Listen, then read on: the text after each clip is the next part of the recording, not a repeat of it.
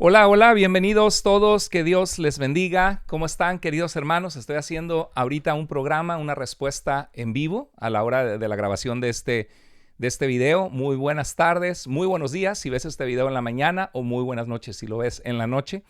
Lo importante es que todos los que están interesados en el tema, en el diálogo entre el calvinismo y el arminianismo, puedan tener un tiempo de poder estar como hermanos en Cristo, compartiendo y poder dialogar y razonar juntos en cuanto a temas que son importantes. Sean muy bienvenidos todos, son bienvenidos a dejar sus comentarios porque estamos en vivo, mientras está en vivo este programa, y les animo a compartirlo con otros. Siempre dale like a los videos porque eso ayuda mucho a que el algoritmo de YouTube lo reconozca y lo pueda compartir con otras personas.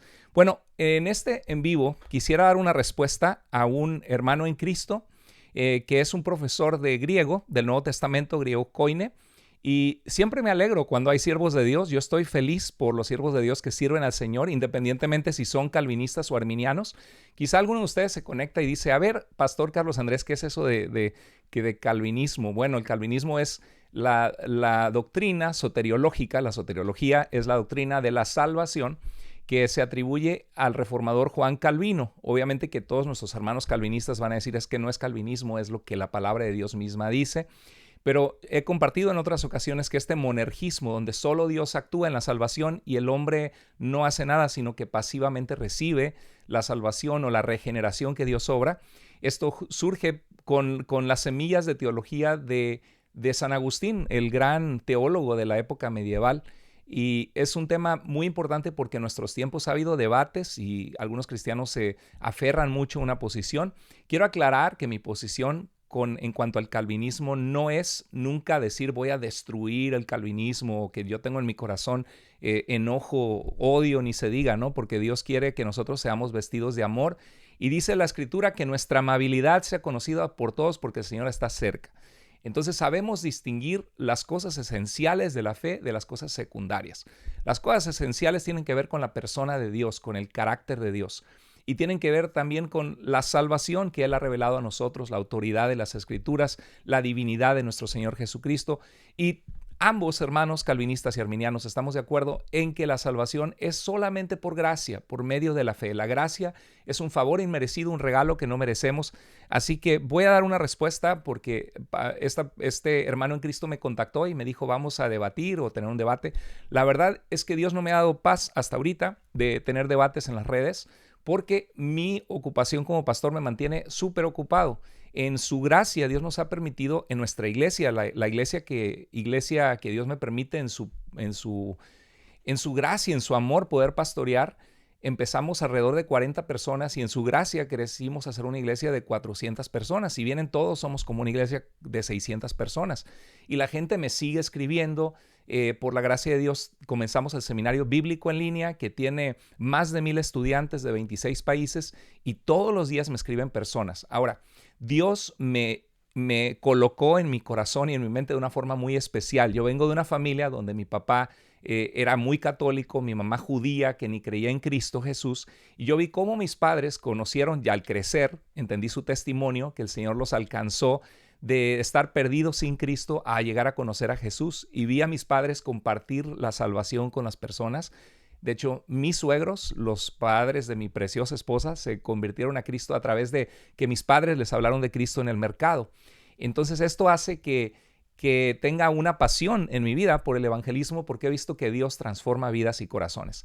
Entonces, como pastor, mi ocupación es total. Estoy de lleno con una iglesia creciente que tiene personas que están sirviendo a Dios, ministerios que supervisar y el seminario ni se diga. Y aparte, por la forma que Dios me hizo, me puso una pasión y un amor por la verdad. Por eso terminé mi carrera de leyes. Yo no sabía que Dios me iba a llamar. El Señor me permitió ser abogado en México.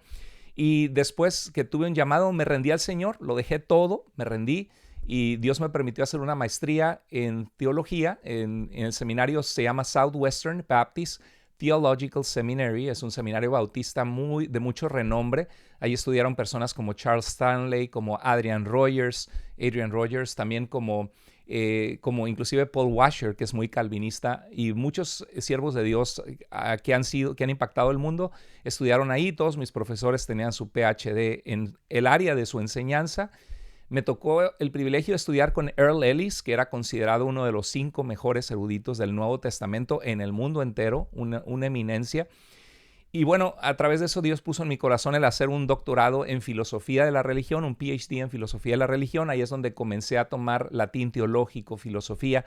Y conforme obedecí el llamado de Dios en mi vida, terminé en el pastorado y por eso hice un doctorado en ministerio, que es académico, que tomó 4 años de mi vida, el doctorado, aparte de lo que me había estado preparando para el doctorado en filosofía. Entonces siempre tengo en mi corazón el hablar de Cristo a gente que me duele que la gente sea engañada en las sectas, como los testigos de Jehová, los mormones, ahorita el catolicismo romano, y que la gente termina en la idolatría pensando que la iglesia que enfatizó su catolicidad en el siglo II, III, es la iglesia católica romana de ahora, y no es así, porque ha habido cambios drásticos, dogmáticos, de dogmas que se han abrazado a través de los siglos.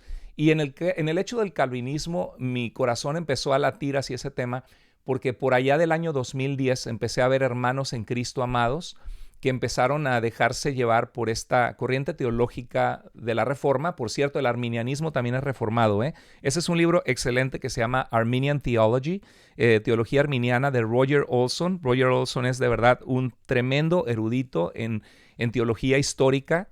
Esto es un arminianismo no de las iglesias, de algunas iglesias que tienen ignorancia de las escrituras y creen que la salvación la tengo y ya mañana la perdí y luego la vuelvo a tener, y basado en emocionalismos. No, Roger Olson es un teólogo de alto calibre. De hecho, tiene aquí un libro que se llama Against Calvinism, contra el calvinismo, y también hay otro de Michael Horton, me parece, también lo tengo, ambos, uno a favor y uno en contra del calvinismo. Muy buenos libros, altamente recomendados.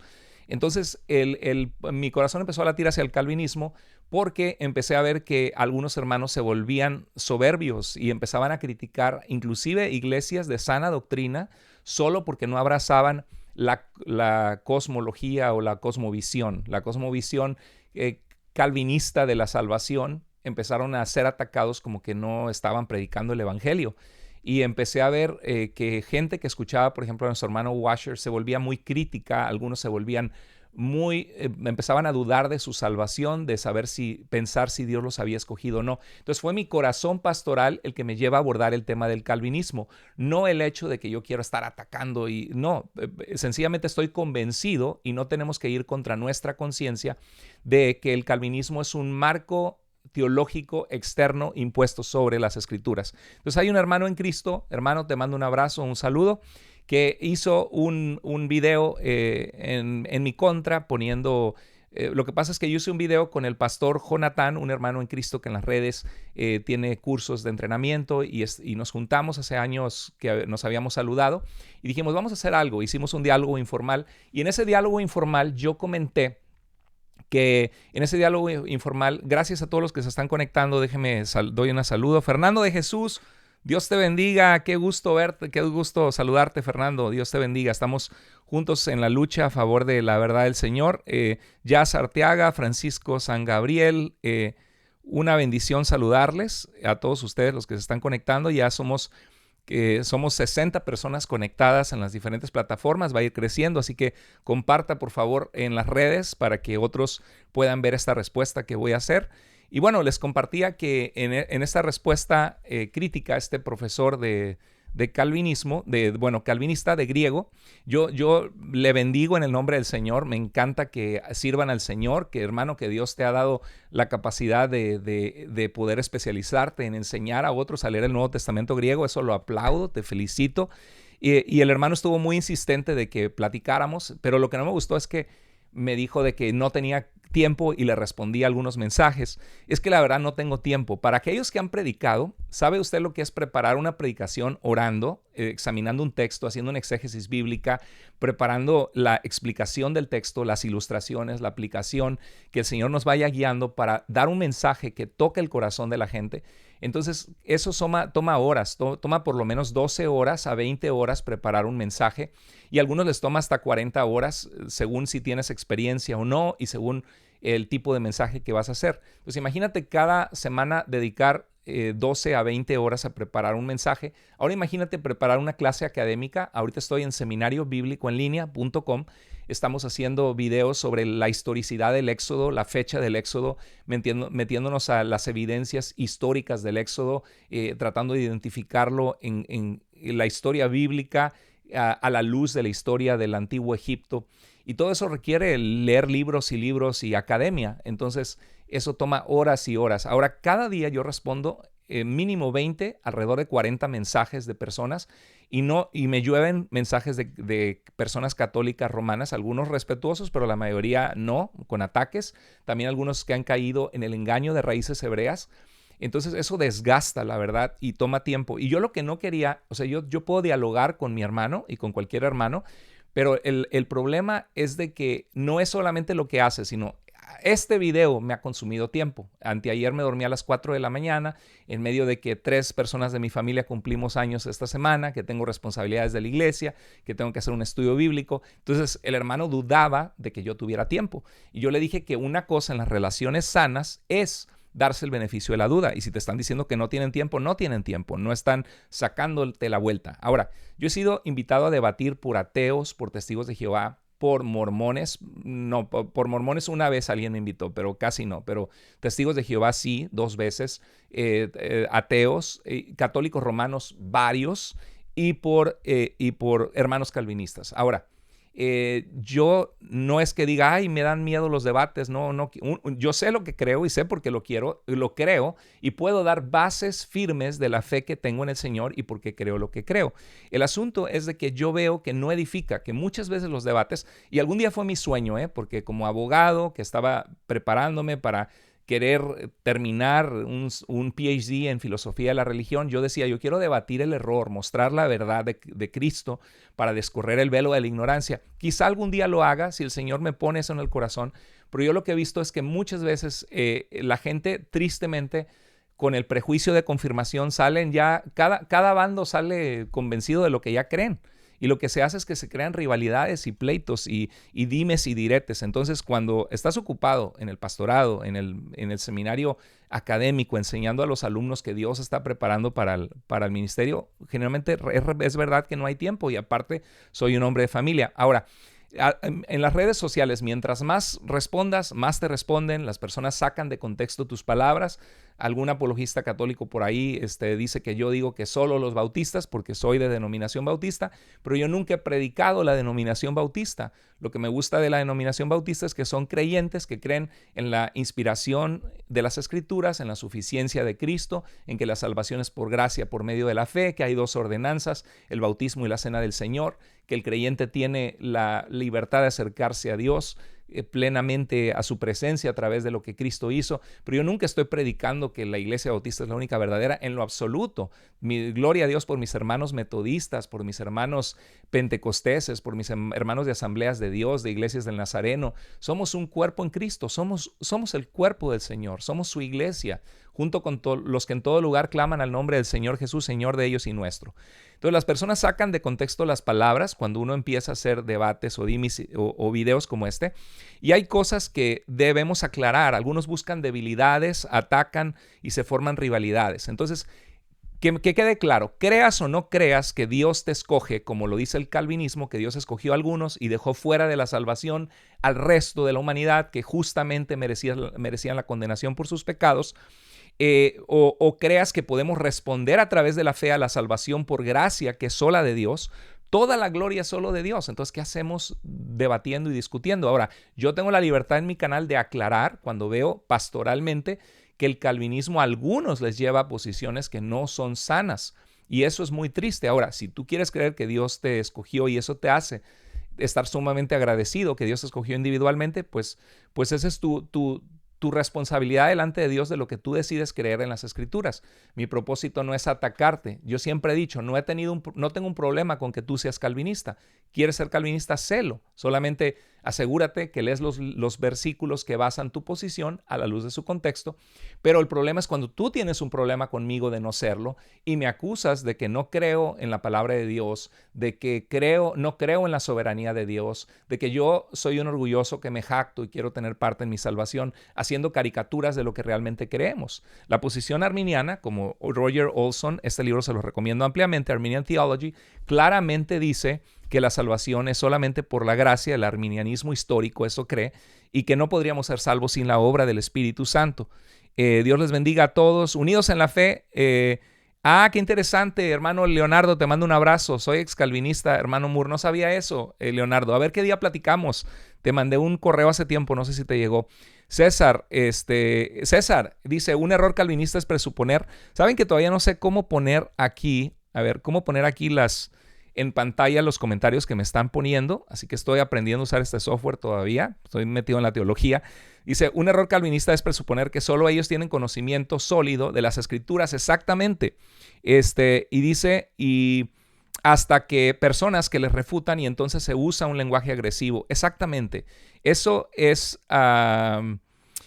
nuestra hermana Heidi dice, sinceramente he visto muchos debates últimamente y lo que siento ahora es una frustración muy grande. Te entiendo, hermana Heidi, no pierdas tu vista de Jesús, el autor y consumador de la fe. Ahora, algo que no se me hizo adecuado es que nuestro hermano Néstor, que yo le aprecio por saber que él trata de defender la fe contra el catolicismo romano, y el hermano que es profesor de griego, hicieron un video donde trataban de contrarrestar un video que hice con el pastor Jonathan.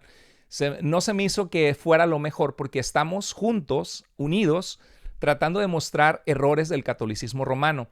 Y algo que nos acusa la Iglesia Católica Romana es que no nos ponemos de acuerdo con el principio de sola escritura, porque cada uno interpreta la escritura de forma distinta. Yo quiero decirte que no pierdas la fe en sola escritura, porque al final de cuentas los mismos católicos romanos toman decisiones de qué pasajes tomar atención y qué concilio prestarle atención y lo que dijo tal o cual papa, porque si tú analizas honestamente las distintas resoluciones de los concilios dentro de la Iglesia Católica Romana y los diferentes comentarios de diferentes padres de la Iglesia, que no son solo de la Iglesia Católica, son padres de la Iglesia toda. La patrística es el legado del cristianismo, del cual somos parte, también el protestantismo y las iglesias evangélicas.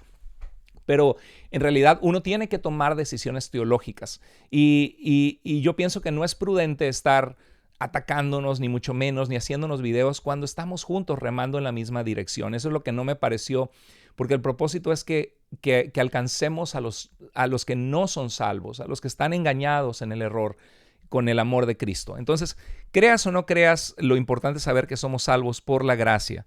Gracias a todos los que se están conectando. Ya casi llegamos a 100 personas en las diferentes plataformas, así que gracias. Sigan compartiendo el video para los que... exacto. Bueno, dice nuestro hermano Leonardo, yo puedo tener una discusión, pero no me lo tomo personal porque son discusiones intelectuales a nivel doctrinal. Es cierto. Ahora, algo que a mí me ha frenado un poco de los debates es precisamente que pastoreo una iglesia donde hay nuevos cristianos. Entonces, yo nunca quisiera, por ejemplo, aunque sé claramente que los testigos de Jehová son una secta totalmente errada y que se puede mostrar con las escrituras claramente su error, no quisiera yo tener un debate con un testigo de Jehová y que nuestra iglesia, los recién cristianos que comienzan, estén viendo a su pastor debatir.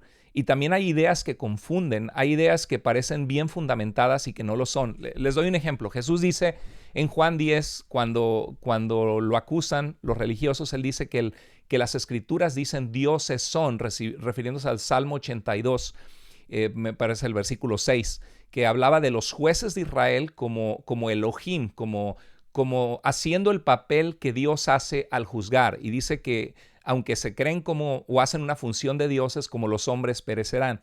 Entonces Jesús apela a esa escritura para mostrar que si llamó dioses a aquellos jueces, cuánto más a él, que decía que Dios era su padre y se hacía igual a Dios. Entonces yo puedo analizar gramaticalmente y es lo que nuestro hermano en Cristo, te mando un abrazo si estás viendo esto, hermano. No es el propósito contender, pero tengo que responder al video que me hiciste. Imagínate que yo me pongo a analizar dioses son y digo, bueno, está claramente diciendo, lo analizamos gramaticalmente, es una alusión al Salmo 82, está hablando Elohim, es el nombre que se utiliza 2500 veces para referirse a Dios en el Antiguo Testamento, en el texto masorético. Y termino diciéndote, no, pues aquí claramente Jesús enseña que hay muchos dioses. Sería absurdo porque tienes que ver lo que consistentemente la Escritura dice y lo que la Biblia enseña de un tema. Entonces, mi propósito no es ir a sacar a gente, volviendo al punto. Diego, te mando un abrazo. Exacto, dice Diego, como alguien dijo, los calvinistas por reforma no parecen defender la sola escritura en cuestión metodológica, ya que suele ir más allá de la Biblia para crear sus propias normas teológicas. David, te mando un abrazo, querido hermano, te quiero mucho, Dios te bendiga. Eder Marín, Dios te bendiga, un abrazo, hermano, gracias por tu mensaje el otro día que me mandaste por ahí por WhatsApp. Bueno, mi propósito no es ir a sacar a la gente de creer lo que creen, sino frenar lo que pastoralmente he visto que es nocivo y destructivo. Y luego me lo ponen en tela de duda. No, a mí me han escrito personas aterrorizadas por la teología calvinista porque dudan de su salvación, porque en el calvinismo, para el que no ha sido escogido es un fatalismo, porque no tienen manera alguna de poder arrepentirse y de poder creer en el Señor porque Dios no los escogió. Entonces, esto es pastoral. Entonces, audiencia, ánimo. Les decía hace ratito lo de los nuevos cristianos, de ponerme a debatir con gente que cree puntos tan errados. La verdad es que el error es sutil. La Biblia nos habla de aquellos que manejan las artimañas del error con sutileza. Tenemos que tener cuidado de eso. Y un nuevo cristiano no tiene muchas veces el criterio de evaluar correctamente. Y pasa lo que nuestra hermana Heidi aquí comentando dice, me siento frustrada. Entonces, ánimo audiencia, no se desanimen. Las diferencias entre cristianos son generalmente, por ejemplo, ¿se bautizan o no se bautizan niños? ¿Son los dones del Espíritu Santo sobrenaturales vigentes o no? ¿Puede la mujer ser o no ser pastora? Son temas realmente que son de verdad secundarios. Calvinismo. ¿Murió Cristo solo por los elegidos en una redención limitada, en una expiación limitada, o está abierto a todo aquel que cree? Entonces los debates son por cosas secundarias. Entonces voy a responder a nuestro hermano. Somos hermanos en Cristo, debemos hablarnos con respeto y amor, y nuestra unidad descansa en nuestra salvación. Nosotros decidimos si nos unimos o no, ¿sí? El hermano que me hizo la crítica en el video, de él depende si quiere ser unido conmigo o no. Yo sí quiero ser su hermano en Cristo, yo sí quiero bendecirle, yo sí quiero que Dios use su vida, yo sí quiero que Dios use tu vida, hermano, para que otros conozcan la verdad del Evangelio, para que aclares dudas de falsas doctrinas y te echo porras en eso. Pero la unidad depende de un carácter que tengamos renovado en Cristo Jesús. De nada sirve, dice Pablo, que el conocimiento envanece, pero el amor edifica. Entonces, no se trata de tener una uniformidad exacta. Podemos estar de acuerdo en tener desacuerdos en cosas secundarias y amarnos en el Señor como hermanos en Cristo. Entonces, vamos a ver, ahora sí comienzo a responder a las críticas que se me hicieron en este video de un hermano en Cristo, profesor de griego, de koine del Nuevo Testamento. Yo lo aplaudo y estoy seguro que él es un especialista en los análisis gramaticales sintácticos porque se dedica a enseñar el griego. En mi caso, yo tengo una maestría en teología con lenguas bíblicas, estudié 2 años de griego, 1 año de hebreo, estudié más de 1 año de latín teológico para hacer una exégesis correcta. Me dediqué a enseñar la Biblia libro por libro, quién es el autor, a quién va dirigido esa carta, cuál es el tema de ese libro bíblico, cuál es el propósito por el cual se escribió, en qué año se escribió y en qué circunstancia histórica, de quién era el autor y la audiencia, cómo se bosqueja ese libro, cómo desarrolla su estructura ese libro y cómo se aplica ese libro de la Biblia. Y así enseñé los 66 libros de la Biblia en el seminario, dediqué 10,000 horas de mi vida a preparar un seminario que el Señor en su gracia levantó pastores, levantó líderes, fortaleció iglesias y ahora el Señor me tiene en el pastorado y tengo el seminario bíblico en línea que es de alta calidad. Yo les estoy enseñando cosas que aprendí hasta mi doctorado y la verdad que algunos de ustedes que ya han estudiado pueden dar testimonio de que mi seminario tiene información académica de alto nivel y el propósito es también práctico ministerial. Es una profundidad bíblica, teológica y ministerial para Dios. Entonces, el punto es que la crítica que se me hizo, ahorita voy a mencionar cuál era, hice un video donde pregunté si la fe era un don de Dios o no, porque veo a muchos que dicen, no, es que la fe ni siquiera es tuya. Efesios 2:8, por gracia son salvos por medio de la fe, y esto, touto en griego, no es de vosotros, es un regalo de Dios, no por obras, para que nadie se gloríe. Entonces muchos creen que touto, esto es una referencia a la salvación. Pero hay una diferencia gramatical griega. Yo sé que hay excepciones y yo sé que el hermano no tarda en hacerme un video mostrándome que hay excepciones en el griego y que estoy súper mal, pero en realidad es una excepción, y la lectura del texto, el tema que está desarrollando el apóstol Pablo es la salvación por gracia, no está desarrollando el tema de la fe. Pero bueno, yo compartía que la Biblia constantemente Dios nos pide tener fe. ¿Estamos de acuerdo que Dios nos pide tener fe, hermanos? ¿Sí o no? Hermanos calvinistas, ¿Dios nos pide tener fe o no? Estamos de acuerdo que Dios demanda la fe de su pueblo Israel, su arrepentimiento, el venir a Él. Dice que todos los días extendió sus manos a un pueblo rebelde y contradictor. El Señor fue paciente, lento para la ira, grande en misericordia. Qué bonito estoy tratando de ver. Dios les bendiga a cada uno de ustedes. Rosy, Diego, bueno, todos los que están ahí, hermano Torres. Ok, entonces yo lo que comentaba es de que gracias por los que se están conectando todavía, compartan el video. Y si no te tienes que ir por alguna manera, por favor regresa después para verlo, ¿ok? Mateo 8:10 dice, no he encontrado en Israel, estaba el Señor Jesucristo. Dice, no he encontrado en Israel a nadie que tenga tanta fe. El Señor Jesucristo elogia esta fe. Mateo 9:2, al ver Jesús la fe de ellos. Jesús el autor bíblico está apuntando a que la fe de estas personas era grande. Mateo 9:22, tu fe te ha sanado. Mateo 9:29, que se haga con ustedes conforme a su fe, conforme a la confianza que ustedes tienen en el poder de Dios y en Jesucristo. Entonces, este hermano en Cristo, profesor de griego, dice, no es un buen argumento porque su fe es un pronombre posesivo, claro, que implica que la persona está en posesión de algo. Si alguien está en posesión de algo, no implica que esa persona sea la que lo produjo. Y puso el anuncio del carro, la ilustración de un carro. Por ejemplo, si yo tengo un carro, digamos el carro del pastor Carlos Andrés, ese no es mi carro, por cierto, está muy bonito, una foto ahí. Tu carro no significa que tú fabricaste el auto, ¿sí? Estamos totalmente de acuerdo con nuestro hermano. Sí, es un pronombre posesivo y no significa por sí mismo, no significa que la fe solamente es de ellos. Pero vamos ahorita a responder a ese argumento. Y comparte Romanos 2:16 y 2 Timoteo 2:8, donde el apóstol Pablo en dos ocasiones habla de su evangelio. Dice, el día que según mi evangelio, acuérdense que el evangelio es la proclamación de buenas noticias. Entonces dice, el día que según lo que yo he proclamado, lo que yo he predicado de las buenas noticias de salvación del Señor, Dios juzgará los secretos de los hombres mediante Cristo Jesús. Entonces dice, ahí está claro, el evangelio no era de Pablo, era el evangelio que él proclamaba, pero no era de él. Y así es lo mismo con la fe. La Biblia constantemente alude a su fe, tu fe, pero no necesariamente es la fe de ellos. La fe es un don de Dios. Entonces el hermano dice, ¡pum!, el argumento del pastor Carlos Andrés Moore colapsa. Ha colapsado porque yo he mostrado y he comprobado ya que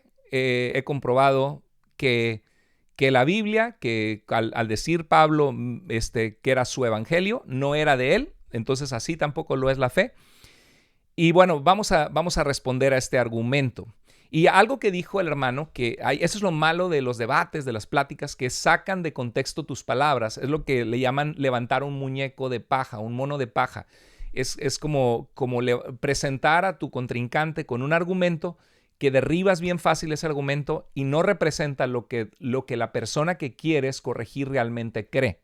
Entonces el hermano en su video dicen la fe de ellos, así nomás, sin la necesidad de la ayuda de Dios o de la obra del Espíritu Santo.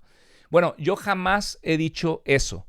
Yo estoy firmemente en mi posición declarando que es imposible la salvación sin la gracia de Dios, sin el actuar de Dios, y necesitamos la ayuda y la gracia de Dios que según Tito 2:11 ha sido derramada para salvación a todos los hombres. Yo jamás he dicho que una persona solamente sin ayuda de Dios puede llegar a ser salvo en lo absoluto. Dios siempre obra, Dios siempre actúa. El Espíritu Santo, el Señor Jesucristo dice que convence al mundo de pecado, de justicia y de juicio. Entonces, te aclaro eso, mi hermano. Yo no creo esa posición como tú lo presentaste, de que la fe de ellos, que no tenemos necesidad de la ayuda de Dios o de la obra del Espíritu Santo. No creo eso. Lo corrijo. Y la teología arminiana tampoco cree eso. Arminian Theology de Roger Olson tampoco cree esa posición. Gracias a todos los que se siguen conectando. Les mando un abrazo fraternal en Cristo. Exactamente, dice nuestro hermano Leonardo, el hombre produce la fe, pero no por sí solo, sino por la operación del Espíritu y la palabra predicada. Por eso se puede decir que la fe viene de Dios. Exactamente, hermano. Amén. Y ahorita voy a aclararlo, exactamente. El calvinismo dice que no quita la responsabilidad del hombre y nosotros aceptamos la soberanía de Dios. Sí, yo sé, el calvinismo dice que el hombre es responsable, pero al final de cuentas, el hombre, creo que el hombre es responsable por su pecado, pero en realidad no es responsable de poder volverse a Dios, porque en el calvinismo no hay manera que el que no ha sido elegido por Dios y que no va a ser regenerado por el Espíritu Santo para poder creer, no hay manera que pueda ser jamás salvo, así que no tiene la responsabilidad de arrepentirse porque no puede.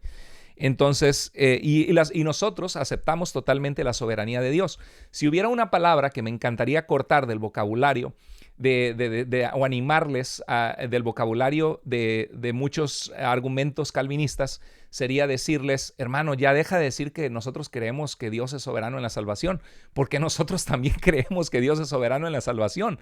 La soberanía no significa calvinismo. La soberanía solamente significa que Dios hace lo que le place y no le rinde cuentas a nadie. Pero no significa que Dios hace lo que a ti te place o lo que tú crees que Él va a hacer, o como tú has malentendido el consenso de lo que las Escrituras dicen. Entonces, bueno, es necesario la gracia previamente para ejercer la fe nuestra. Muy bien, dice nuestro hermano William Hernández, gracias por ese comentario. Ok, la obra de salvación, no se desconecten porque vamos a presentar unos argumentos buenísimos de esto, ¿ok? La obra de salvación es, gracias a Dios, ya pasamos las 110 personas conectadas, gloria a Dios. Gracias por todos aquellos que son parte. Por favor, recomienden el canal, díganle a otros que sean parte. Si es de edificación para la vida de nosotros, dale un like, porque luego tenemos 300 personas que lo vieron, al inicio del canal, de la transmisión, y luego tenemos solo 40 likes. Dale like, por favor, para que aparezca esto a otras personas en las redes. Bueno, la obra de salvación es de Dios, es el Espíritu Santo quien obra, pero la fe es la condición que Dios pide ante su obra de salvación. Si alguien está en posesión de algo, hermano en Cristo, profesor de griego, consiervo en el Señor, Dios te bendiga. Si alguien está en posesión de algo, no implica que esa persona sea la que lo produjo. Estoy de acuerdo contigo, hermano, totalmente de acuerdo. Estamos en la misma página. Pero un pronombre posesivo solo implica que la persona posee el objeto que puede o no haber sido resultado de una acción propia. Pero, hermano, es el contexto el que determina si el objeto es resultado de una acción propia o no.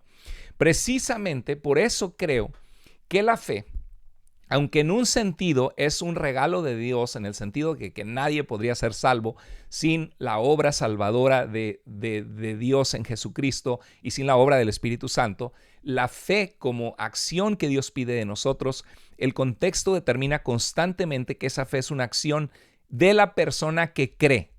Y en cuanto al pasaje de Romanos 2:16, donde Pablo habla de su evangelio, mi evangelio, para mostrar que el pronombre posesivo no necesariamente implica que el evangelio es de Pablo, así como tampoco la fe, que fue lo que tú intentaste refutar en tu argumento. Según mi evangelio, es clarísimo para todos nosotros que no era el evangelio de Pablo, sino el evangelio que Pablo predicaba. Entonces, el enorme problema es que cuando Pablo dice, conforme a mi evangelio, claramente todos lo podemos leer en el texto, que es una referencia al Evangelio de Cristo que predicaba Pablo, porque no me avergüenzo del Evangelio, porque es poder de Dios para salvación a todo aquel que cree. O cuando dice en 1 Corintios 15, hermanos, les recuerdo el Evangelio que les transmitió, y en los versos 3 y 4 dice cuál es ese Evangelio, que son las buenas noticias de la muerte y resurrección de Jesucristo, conforme a las Escrituras, y obviamente que para darnos vida eterna. Entonces, todos sabemos que Pablo define el Evangelio como esas buenas noticias que traen salvación, y que Pablo no es el autor del Evangelio, pero el Evangelio que él predicaba, hay una manera en que puede usar el pronombre posesivo, decir mi Evangelio, porque está diciendo las buenas noticias que yo comparto sobre el Evangelio de Jesucristo. Entonces, claramente es una referencia al Evangelio que Cristo predicaba, pero no es así en las múltiples referencias bíblicas que nos hablan de creer, de la fe, de que el Evangelio es poder de Dios para salvación a todo aquel que cree, que de tal manera amó Dios al mundo para que todo aquel que en él cree no se pierda, mas tenga vida eterna. Son claros invitaciones y llamados que están abiertas a las personas que ante la obra de Dios, ante la predicación del Evangelio, pueden responder al Señor poniendo su fe en Él. En contraste, los constantes llamados a creer y tener fe en la Escritura no son referencias claras para asumir que se refieren a una fe que Dios les dio. Por ejemplo, la fe de ellos, grande es tu fe, porque no solamente está diciendo grande es la fe que el Padre te dio, ¿no? Grande es tu fe admirándose de que esta persona estaba respondiendo al amor de Dios o al conocimiento que tenían de Dios de alguna manera o a los milagros que Jesucristo había hecho de una manera que confiaban y creían que Jesús podía sanarles. Entonces el Señor Jesucristo dice en Mateo 9:29 a los ciegos y creían que podía sanarles y dijo que se haga conforme a su fe. Ustedes creen que se haga conforme a su fe. Entonces el contexto es claro, que está hablando de una acción que estas personas hacían. Y eso no le resta ningún mérito a Dios, porque quien sanaba era Jesucristo, era su poder, era su obra, era Dios llamando a las personas hacia el Mesías que traía el reino de Dios en Israel. El contexto bíblico claramente atribuye la fe a ellos. Es obvio que el Evangelio no se puede atribuir a Pablo, pero es obvio que la fe sí se atribuye a ellos si tú revisas todas las decenas y decenas de citas a la fe en el Nuevo Testamento. Primera de Corintios 1:21 dice que Dios tuvo a bien salvar mediante la locura de la predicación. ¿A quiénes tuvo a bien Dios salvar? No dice que tuvo a bien salvar a los elegidos o a los que Dios decidió darles la fe regenerándoles el corazón y haciéndoles tener vida espiritual. Claro que claro que es una obra del Espíritu la salvación, claro que Dios en el momento de la salvación nos hace nacer de nuevo, como dice Juan capítulo 3, pero dice que Dios tuvo a bien salvar ¿a quiénes? A los que creen. ¿Qué es creer? La acción de confiar, de depositar tu confianza en Dios. Es pues la fe, la certeza de lo que se espera, la convicción de lo que no se ve, dice Hebreos 11:1. Entonces, en Romanos 1:16 me encanta porque dice Pablo, porque no me avergüenzo del Evangelio, pues es el poder de Dios para salvar, para rescatar de sus pecados, para poner a las personas en una relación con Dios que no existía. Dice, para salvación ¿de quiénes? De los escogidos, ¿no? De todo aquel que cree. Eso no es una invitación abierta, la forma en que Pablo define el Evangelio. Claro que lo es. Romanos 1:16 es una invitación abierta diciendo que el Evangelio es el poder de Dios, no solo en quienes Dios lo activa regenerándoles para que sean salvos porque fueron previamente escogidos, más bien los que responden por la fe creyendo en el Evangelio ante la obra del Espíritu Santo pasan a ser partes de su pueblo escogido, de su pueblo especial. La elección es un concepto bíblico que nace con el concepto de Israel como un pueblo especial de Dios con el cual Dios se relaciona, que son su propiedad, que son su pueblo al cual Dios se manifiesta, se revela, cuida, guía. Entonces nosotros en el Nuevo Testamento, siguiendo ese contexto teológico del pueblo de Dios, en el Antiguo Testamento somos llamados sus elegidos, somos el pueblo de Dios. Entonces, aquí la salvación está abierta a todo aquel que cree. Pues déjame saludo un poquito. Gracias a todos los conectados. Dios les bendiga. Ahí veo que están teniendo, teniendo todos una... Alguien puso aquí, cerraron el live en YouTube. Yo no sé. Déjenme saber si cerraron el live en YouTube, porque yo estoy transmitiendo en una plataforma que transmite a varias partes. Así que me encanta. Estoy descubriendo que a esta hora es una buena hora aparentemente para hacer un live. Yo no sabía, generalmente voy más tarde. Hoy hice una excepción y me da mucho... Wow, dice, le tumbaron la transmisión. Wow, bueno, pueden ir al canal de Tu Iglesia Vida en YouTube, y si no, vayan al canal de Carlos Andrés Moore. No sé por qué tumbaron la transmisión, lo siento mucho que pasó eso. Pero bueno, sí veo que pasó eso. Wow, hermanos, pues lo siento mucho, no sé por qué, pero bueno, como quiera va a quedar en mi canal arriba todo. Si no, lo voy a subir terminando el video para que lo puedan ver completo. Y si no, váyanse a Tu Iglesia Vida en YouTube y ahí seguimos en vivo. Pero bueno, ya vemos más de 123 personas conectadas, gloria a Dios. Me da mucho gusto. Somos un canal pequeño, hay algunos que se conectan 400, 1000, 1500 personas. Qué bonito que algún día Dios nos permita, si es su voluntad y si somos de edificación y si le damos la gloria al Señor, porque no se trata de nosotros, sino se trata de compartir la verdad y traer claridad en medio de temas teológicos que son confusos, que traen confusión, que traen dolor a las personas. Solamente queremos ser usados en las manos de Dios para hacer una diferencia. Bueno, el sustantivo pistis, fe, ocurre 142 veces en las cartas de Pablo. Era un concepto importantísimo, el concepto de la fe. Y aparece 101 veces en el resto del Nuevo Testamento. Así que el Nuevo Testamento habla 153 veces de pistis, de fe.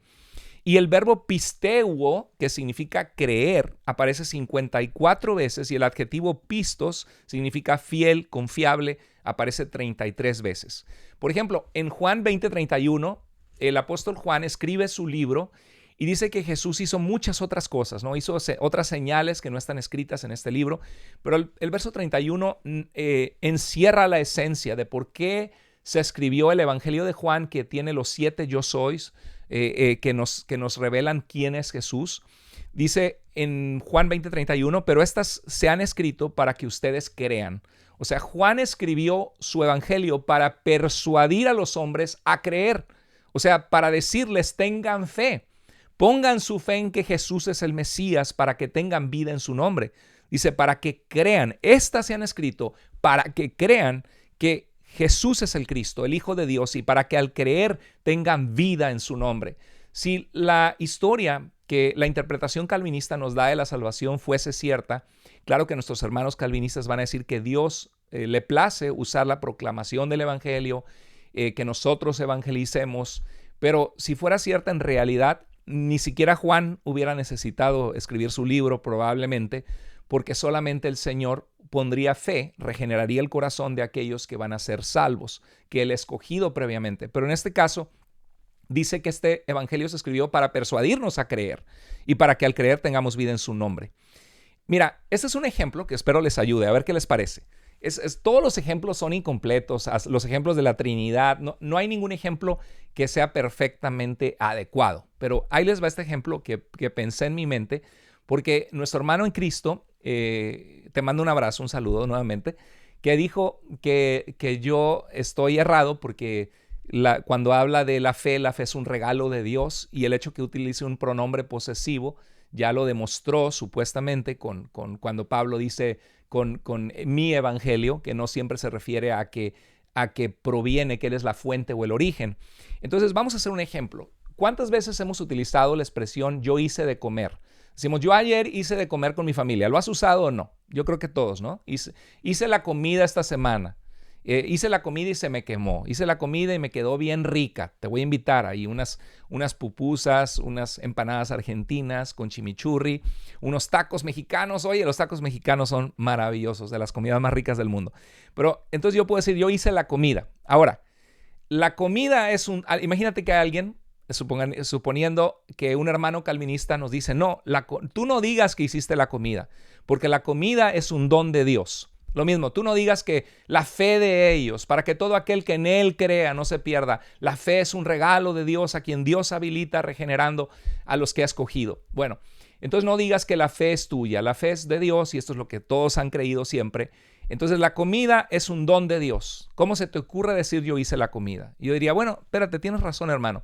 En verdad yo no hice la carne, yo no hice a la vaca con la cual me eché los tacos, yo no hice el cilantro, yo no hice las cebollitas. Yo hice la salsa, pero no hice los tomates, ni hice la cebolla. Les voy a abrir el apetito a algunos de ustedes. Yo no hice eso lo hizo Dios, ¿verdad? Entonces, la comida es un don de Dios. Bueno, es obvio que tú no hiciste la comida, la hizo Dios. Tú solo la cocinaste. Bueno, así es la fe, así es la salvación. Nadie dudaría que cocinar la comida es algo que hacen las personas. Y ahí es donde el calvinismo erra. Con buenas intenciones, con amor, tratando de defender la soberanía de Dios. Eso te aplaudo, hermano calvinista, ese corazón, porque tú lo que quieres es el celo de defender lo que crees que la Biblia dice, creyendo que si no crees eso le resta la soberanía de Dios, que para nada, porque es Dios en su soberanía quien determina que el evangelio sea recibido por medio de aquellos que creen. Entonces no te sientas mal de cambiar de postura, inclusive si lo analizas a la luz de la Biblia. Ahora, quiero decirles algo. En mi corazón no hay el orgullo de decir, ay, me equivoqué. Híjoles, me va a costar trabajo reconocer delante de todos los demás, voy a decir que soy un ignorante. La verdad es que todos tenemos velos y áreas de ignorancia. Y se los he dicho a los católicos, se los he dicho a los calvinistas. Si el calvinismo fuera verdaderamente la posición de la Biblia misma, yo voy a estar defendiendo el calvinismo. ¿Por qué? Porque es lo que la palabra de Dios dice, ¿no? Si no lo defiendo es porque he encontrado que los textos que el calvinismo utiliza, cuando los veo a la luz de su contexto y a la luz de todo lo que el apóstol Pablo dice en la carta a los romanos, por ejemplo, cuando vemos Romanos 8, 29, 28, 29 al 30, o cuando vemos, por ejemplo, Efesios capítulo 1, verso del 3 al 5, cuando vemos la carta a los Efesios en su totalidad y el mensaje que está entregando, y cuando lo comparamos con lo que consistentemente dice la Biblia en todas partes, veo que se está malinterpretando el texto. Tengo una exégesis de 2 horas y media de Romanos capítulo 9 que está muy completa y analizo verso por verso Romanos 9 y muestro que no depende del que quiere ni del que corre, sino de Dios, de quien Él tiene misericordia. Nada tiene que ver con el calvinismo. Estaba hablando de por qué los judíos no han sido salvos y que los judíos, por medio de las obras de la ley, ese es el contexto de la carta a los romanos, corrían por su propia justicia, rechazando la salvación de Cristo. No dependía del que quiere o del que corre, como ellos que lo hacían a través de ser fieles a la Torá, tratando de rechazar a Jesús o rechazando a Cristo, sino depende del que Dios tiene misericordia. Y la carta de Romanos explica que Dios tiene misericordia de todos los que tienen la fe de Abraham, Romanos capítulo 4, todos los que son de fe. Entonces, el calvinismo ha sacado muchos pasajes. Fíjate que tuve una plática con nuestro hermano Jonathan el otro día, y en esa plática, sean todos bienvenidos los que se acaban de conectar. Veo ahí sus comentarios, Dios les bendiga. Si alguno se desconectó, a ver, Jesse Zúñiga dice, algunos calvinistas reformados, no todos youtubers, han sido sumamente muy agresivos y ofensivos con los no calvinistas. Y estos son los que más se escandalizan cuando se dice una verdad. Es verdad lo que estás diciendo, hermano Jesse. Yo no tengo problema con un hermano en Cristo calvinista. Yo tengo algunos buenos amigos calvinistas que bueno, los veo y nunca nos hemos puesto a debatir porque son amistades que conozco, pero no, con gusto podríamos platicar si se diera esa oportunidad. Y son personas que yo aprecio y quiero en el Señor, y ellos saben que yo no soy calvinista y nunca me andan rebajando, ni yo a ellos, porque nos une el amor del Señor Jesucristo. Entonces, pero hay algunos que sí son agresivos y por eso hago este tipo de programas, para corregir ese error grave que hay en algunos en la cristiandad.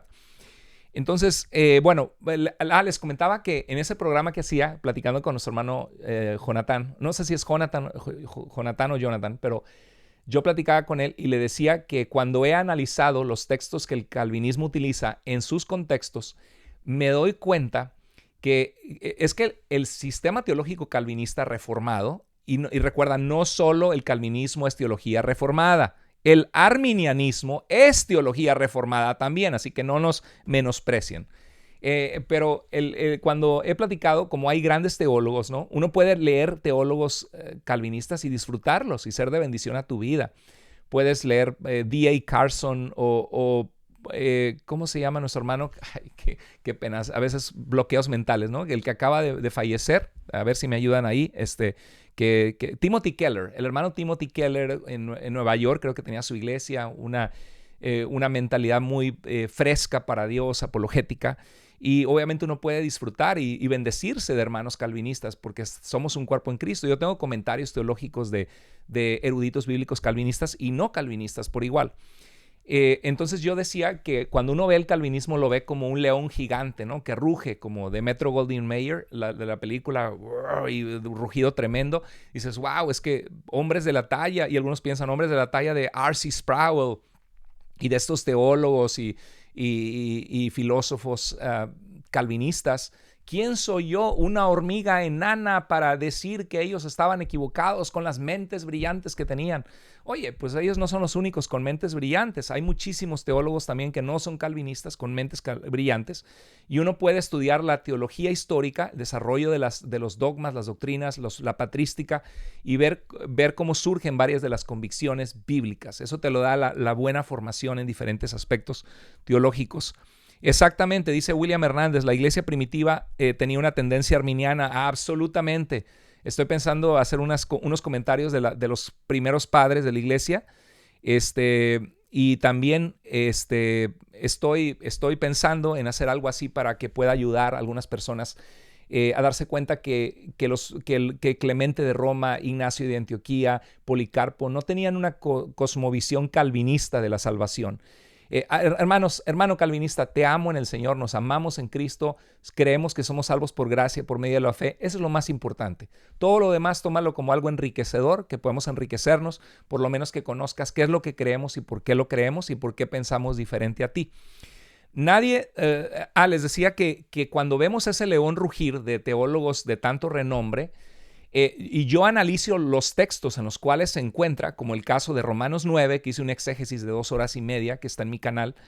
Te invito a suscribirte al canal de Carlos Andrés Moore si no te has suscrito.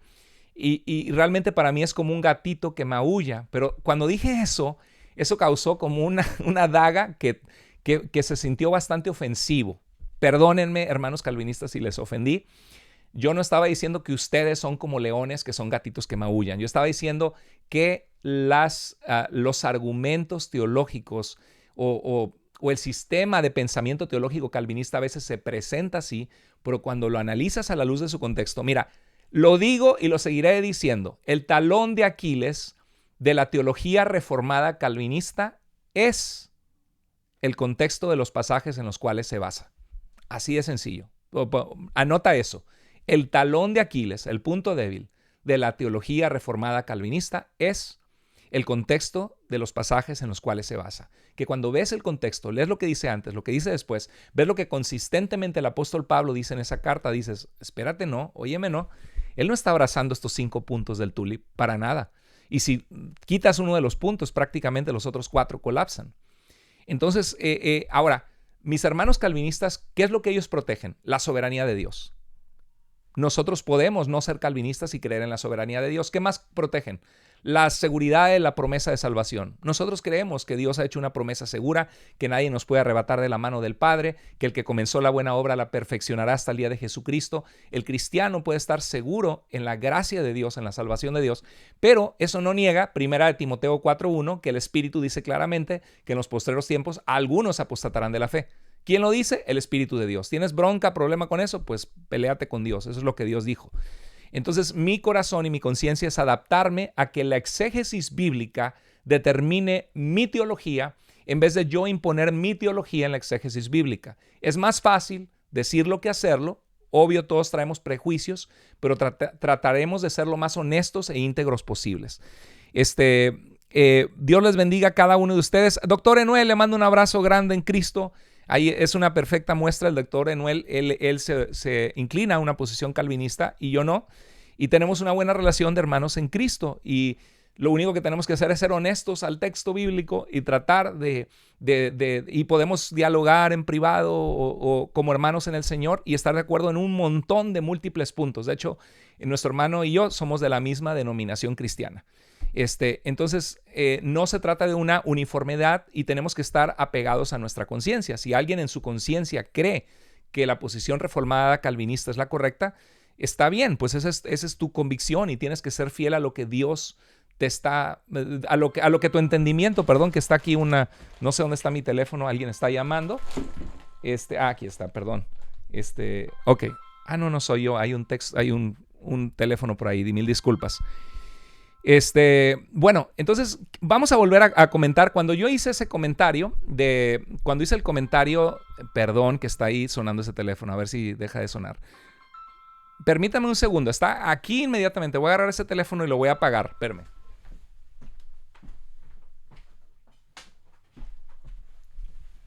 Aquí estoy, gracias. Este es el teléfono de mi hija que se quedó aquí en mi oficina. Bueno. Nadie dudaría, dijimos, que cocinar, volvemos al punto y no he acabado el tema todavía, así que no te desconectes, creo que es bastante interesante. Muchas bendiciones hasta Barcelona, Gabriel y Sandra, un abrazo en Cristo, Dios les bendiga. Muchas bendiciones a cada uno de ustedes. Me da mucho gusto que en esta transmisión tenemos mucha gente conectada en vivo. Mire que nadie dudaría, dice, que cocinar la comida es algo que hacen las personas. Imagina a alguien que dice, no la cocinaste tú, es una acción de Dios a través de ti.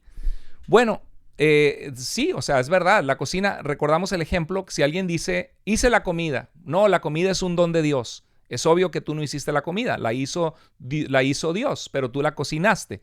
Pero nadie dudaría que cocinar la comida es algo que hacen las personas. Imagina a alguien que dice, no la cocinaste tú, es una acción de Dios a través de ti.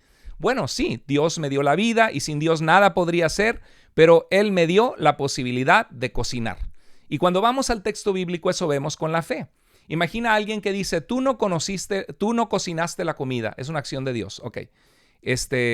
Si existen más de 100 declaraciones como cocina la comida, ¿por qué no has cocinado? ¿Qué rica te quedó la comida?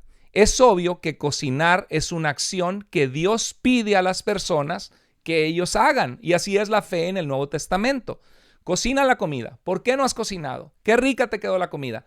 Esas son las declaraciones con los pronombres posesivos del Nuevo Testamento griego sobre la fe. Jesús se admiraba de la fe. Jesús elogiaba la fe. Jesús reclamaba la falta de fe. Entonces, hermano profesor de griego, él dice es que la fe Dios la da por medida. A unos se las da grande, a otros le da una fe mediana y a otros se les da una fe pequeña, chiquita su fe. Eso se me hace absurdo, porque ¿por qué Dios te va a decir hombres de poca fe? Está asumiendo que tu fe puede ser mayor. No está diciendo, no, pues es que Dios le dio poca fe. Y eso se basa en Romanos 12:3, donde Pablo dice, en virtud de la gracia que me ha sido dada, digo a cada uno de ustedes que no piense de sí mismos más de lo que debe pensar, sino que piense con buen juicio, según la medida de fe que Dios ha distribuido a cada uno. Pero teniendo diferentes dones, habla en el 6, aquí habla de no jactarse y de saber que lo que tenemos es por la gracia de Dios y que no tengamos un concepto más alto del que yo debo tener, pero que piense conforme a la medida de la fe que Dios me ha dado. O sea, si Dios me ha dado distintos dones, el contexto son los dones espirituales que Dios ha dado, como el verso 6 que dice, teniendo diferentes dones según la gracia que nos ha sido dada. Es paralelo con el versículo 3 que dice, según la medida de fe que Dios ha dado a cada uno. Usémoslo. El que muestra misericordia, con alegría si das misericordia, no doliéndote de que, ay, tengo que mostrar misericordia por alguien, cómo me pesa. Y dice, el que ama, que sea de verdad un amor sincero, sin hipocresías. Aquí está mostrando dones que Dios ha dado. La misericordia, el amor, son dones que Dios ha dado. Sin embargo, nadie diría que el amor no es mi responsabilidad. Que el amor no es una acción que yo puedo amar, sino solamente porque Dios me dio poquito amor, pues voy a amar poquito. Y así Dios a algunos les dio mucho amor, a unos les dio mediano amor y a unos les dio poco amor. No, el pasaje está hablando en general de que pensemos de nosotros según la medida de fe que Dios nos permite tener. Dios nos permite saber que Dios nos ha dado dones para servir y que tenemos valor en el Señor. Bueno, pensemos que somos útiles para el reino de Dios, pero con cordura, sabiendo que sin el Señor nada somos. Pero basado en este pasaje, nuestro hermano, profesor de griego, dice, es que la fe Dios la da por medida. A unos se las da la fe grande, a otros mediana y a otros se las da pequeña. Bueno, si la fe es un don de Dios, pasajes como estos que les voy a mostrar no tendrían ningún sentido. En Mateo 17, 19 al 20, dicen los discípulos, llegan a Cristo porque no pudieron expulsar a una persona endemoniada, y dice a un demonio, y dice, ¿por qué nosotros no pudimos expulsar a este demonio? Y Jesús les dice en el verso 20, por la poca fe de ustedes no pudieron, porque en verdad les digo que si tienen fe como un grano de mostaza, dirán a este monte, pásate de aquí y allá y se pasará y nada les será imposible. Versículos como este no tienen sentido, porque si preguntan, ¿por qué no pudimos expulsar el demonio? Cristo, claro que hay que distinguir entre distintos tipos de fe, ¿no? La fe salvífica, la fe del que ya es cristiano y creyente, pero en el análisis que hizo nuestro hermano, hablamos en general de que la Biblia atribuye siempre la fe a las personas. Y este tipo de pasaje sería difícil de entender porque Cristo pues les hubiera dicho, no, pues es que el Padre les dio una medida de fe pequeña y por eso es que no pueden expulsar demonios. Pero si tú lees este texto usando tu sentido común, te das cuenta que sí era posible que los discípulos expulsaran a este demonio, pero como tenían poca fe, detuvieron la actividad y el poder que Dios hubiera ejercido a través de ellos por su fe. En Mateo 14, 30 al 31, cuando Pedro se empieza a hundir, dice, viendo la fuerza del viento, tuvo miedo y empezando a hundirse gritó, Señor, sálvame. Al instante Jesús, extendiendo la mano, lo sostuvo y le dijo, hombre de poca fe, ¿por qué dudaste? Te fijas, Cristo está reclamando a Pedro, que es un hombre de poca fe, y le está preguntando, ¿por qué dudaste? Mostrando que era posible para él el poder haber tenido una fe más grande y no haberse hundido. O sea, cuando lees este versículo, ¿acaso no sabía Jesús que Dios solo le había dado una medida pequeña de fe a Pedro? ¿Por qué le reclama algo que no depende de ellos poder cambiar y tener más fe si Dios les dio fe por medida pequeña?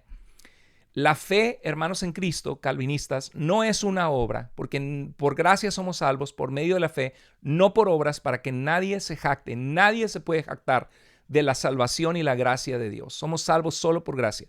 La fe no es una obra, sino la condición que Dios pide ante su obra. Por ejemplo, Romanos 4:5, el apóstol Pablo dice, pero al que no trabaja, pero cree en aquel que justifica, en Dios que nos declara justos, como Abraham, que le creyó a Dios y fue contado ante Dios o visto ante los ojos de Dios como aceptado ante Dios por haberle creído a Dios. Dice, pero aquel que cree al que justifica al impío, su fe, pronombre posesivo, su fe se le cuenta por justicia.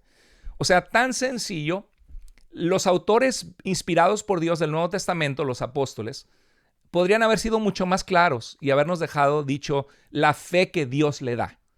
Pero no veo ese tipo de declaraciones en las Escrituras. No lo veo. Entonces, nuestra teología tiene que surgir del texto bíblico. Les quiero mandar unos saludos. Está claro el mensaje del Dr. Moore. No sé cómo pueden ser tan ciegos. Hermano William Hernández, gracias. Dios te bendiga. Sí, a veces no es ceguera, es el deseo de querer agradar a Dios y de seguir lo que han visto de grandes teólogos que han dado estas explicaciones. Jesse Zúñiga, Dr. Moore, gracias a Dios que a usted el doctorado no se le subió a la cabeza ni lo enfermó. Antes bien, su actitud es la de un verdadero siervo de Dios, sencillo y humilde. Siempre manténgase así. Gloria a Dios, hermano. Es que es ridículo jactarse si todos nosotros somos limitados. Necesitamos la gracia de Dios, continuar manteniéndonos aprendiendo. No hay alguien que lo sepa todo. Y realmente sería una tontería que estudiar haga que tú te jactes. O sea, te da seguridad de que has hecho tu trabajo teológico de entender conceptos y tenemos que ser guiados por nuestra conciencia, intentando ser guiados por el Espíritu de Dios, ser consistentes con lo que la Biblia enseña, pero no podemos jactarnos de nada. Así es, hermano. Muy bien. Dice doctor Enuel Hernández, sí hay reformados de 3 o 4 puntos de tulip. Es verdad eso, hermano. Doctor Enuel, tiene usted razón. En nuestra denominación bautista es muy común que alguien dice, yo soy 2 puntos calvinistas, o 3 puntos, o 4. Tiene razón. Pero esto es periferias y no debe dividir a nadie. Amén, totalmente de acuerdo. Aunque yo sí pienso que los 5 puntos del tulip están intrínsecamente entrelazados, donde dependen el uno del otro. Ahora, Romanos 4:5 dice que Dios, al que no trabaja, pero cree en aquel que justifica, o sea, si tú lees este texto así nada más, no te necesitas meter a todos los detalles de la gramática griega y de la sintaxis. Está claro, ¿no? Yo vi a nuestro hermano en Cristo hacer una interpretación de Mateo 23:37. Dice, Jerusalén, Jerusalén, que matas a los profetas y apedreas a los que te son enviados. ¿Cuántas veces quise juntar a tus hijos como la gallina junta sus polluelos debajo de sus alas y no quisiste? Y en el programa que hicieron con nuestro hermano Néstor dijeron no, y el doctor Moore lo citó mal porque dijo, ¿cuántas veces quise juntarte? Pero ahí no dice juntarte, dice juntar a tus hijos. Estábamos en un diálogo informal. Cuando la Biblia habla de los hijos de Jerusalén o las hijas de Jerusalén, se refiere a las mujeres de Jerusalén, a los hombres, a los ciudadanos que habitan Jerusalén. Por eso lo acorté en un diálogo y dijo, ¿cuántas veces quise juntarte? ¿Por qué? Porque Dios quería, era un llamado de Jesús ante el rechazo de él como el Mesías, que dice que quiso juntar a sus hijos y no quiso. Pero este hermano hizo unas malabares ahí de gimnasia olímpica exegética y dijo que el texto está hablando de los profetas, que Dios quiso juntar a sus profetas, pero Jerusalén los mató, lo cual no tiene ningún sentido. O sea, Dios quiso juntar a Isaías, Dios quiso juntar a Amós, a Oseas, que vivieron en distintos periodos históricos, o a los profetas al mismo tiempo, Dios quiso juntarlos, pero Jerusalén no quiso que se juntaran los profetas. La verdad que es un argumento absurdo. No lo digo de forma de ningún insulto, de ninguna manera, pero así lo entiendo, lo veo absurdo, porque es claro que Jesús está reclamando a Jerusalén. De hecho, en el libro de Lucas dice que Jesús lloró sobre Jerusalén. ¿Y por qué lloró Jesús? ¿Por qué se consternó Jesús? Por la incredulidad de ellos, porque Dios quería, les mandó profetas para que se volvieran a Dios y ellos dijeron, no nos interesa, y crucificaron al Rey de la Gloria, iban a rechazar al Mesías de Dios que les fue enviado. Pero bueno, entonces es claro que Dios justifica o declara justo o acepta por la fe al que cree, porque su fe se le cuenta por justicia. Si la fe se la dio Dios, entonces no se le contaría a él como justo, sino en todo caso solamente sería recibido porque Dios le dio la fe para ser aceptado porque era escogido por Dios.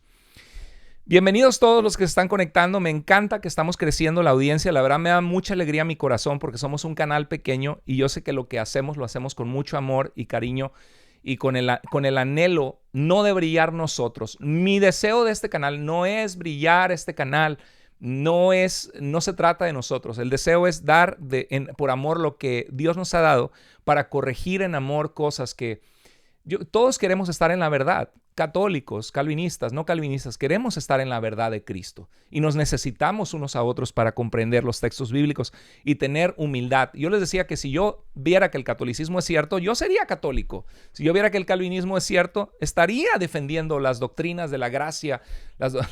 No sé por qué se le llama doctrinas de la gracia, porque el arminianismo es una doctrina de la gracia también, absolutamente. Lo triste es cuando algunos en el calvinismo, hay muchos hermanos calvinistas llenos del Señor, llenos del amor de Cristo, de los frutos del Espíritu Santo, y es precioso eso, y algunos de ustedes aquí conectados. Pero hay hermanos que toman una posición. Yo tengo hermanos en Cristo calvinistas que me dicen, no, es que algunos se apasionan y se van a un extremo que parecen secta o hipercalvinismo, ¿no? Y realmente tienen una actitud totalmente nociva, destructiva, de dividir iglesias, de insultar a otros, cero amor, algunos que caen en ese extremo, ¿no? Estaba diciendo algo más, pero ok, estoy viendo aquí sus comentarios. La fe es personal, dices Leonardo, unidos en la fe. La fe es personal, se origina en el que hace el acto de creer. Exacto. Ahorita lo voy a explicar, tengo que avanzar. Mateo 21:32 dice, porque Juan vino a ustedes en camino de justicia y no le creyeron, Pero los recaudadores de impuestos y las rameras le creyeron, significa que pusieron su fe. Y ustedes viendo esto, ni siquiera se arrepintieron después para creerle. ¿Qué está diciendo Cristo? Que tenían la posibilidad de creer y poner fe. Y antes las rameras y los recaudadores de impuestos, algunos de ellos se arrepintieron y creyeron. Entonces, la fe siempre se atribuye al hombre. Por ejemplo, Romanos 11, 19 al 21. Dirás entonces, las ramas fueron desgajadas para que yo fuera injertado. Está hablando Pablo de los gentiles, que Israel, su corazón ha sido endurecido hasta que se cumpla la plenitud de los gentiles, y Dios quiere después salvar a Israel, pero dice, dirás entonces, las ramas fueron desgajadas para que yo fuera injertado. Muy cierto, fueron desgajadas. ¿Por qué fue desgajado el Israel incrédulo de ser el pueblo de Dios en el sentido de estar en una relación con Dios salvífica? Porque rechazaron a la fuente de salvación que fue el Mesías de Israel, Jesús. Entonces dice, fueron desgajadas, ¿por qué? Por su incredulidad. Pero fíjate lo que dice, pero tú, por la fe, te mantienes firme. No seas altanero, sino teme. Entonces vemos aquí, fueron desgajadas por su incredulidad, ¿sí? Pronombre posesivo, la incredulidad era de ellos, pero tú por la fe te mantienes firme. ¿Quién diría leer este texto de que es que Dios no les quiso regalar fe a los incrédulos porque no los había escogido, pero a los que sí creyeron, a los gentiles que han creído en el Mesías, a ellos sí les dio el don de la fe?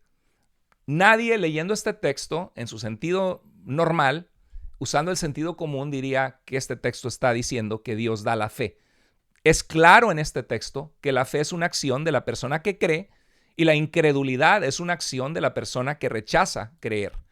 En Romanos 11:21 dice, porque si Dios no perdonó a las ramas naturales, tampoco a ti te perdonará. Tremendo pasaje, porque ahí también el tulip del calvinismo habla de la perseverancia de los santos que han sido elegidos por Dios.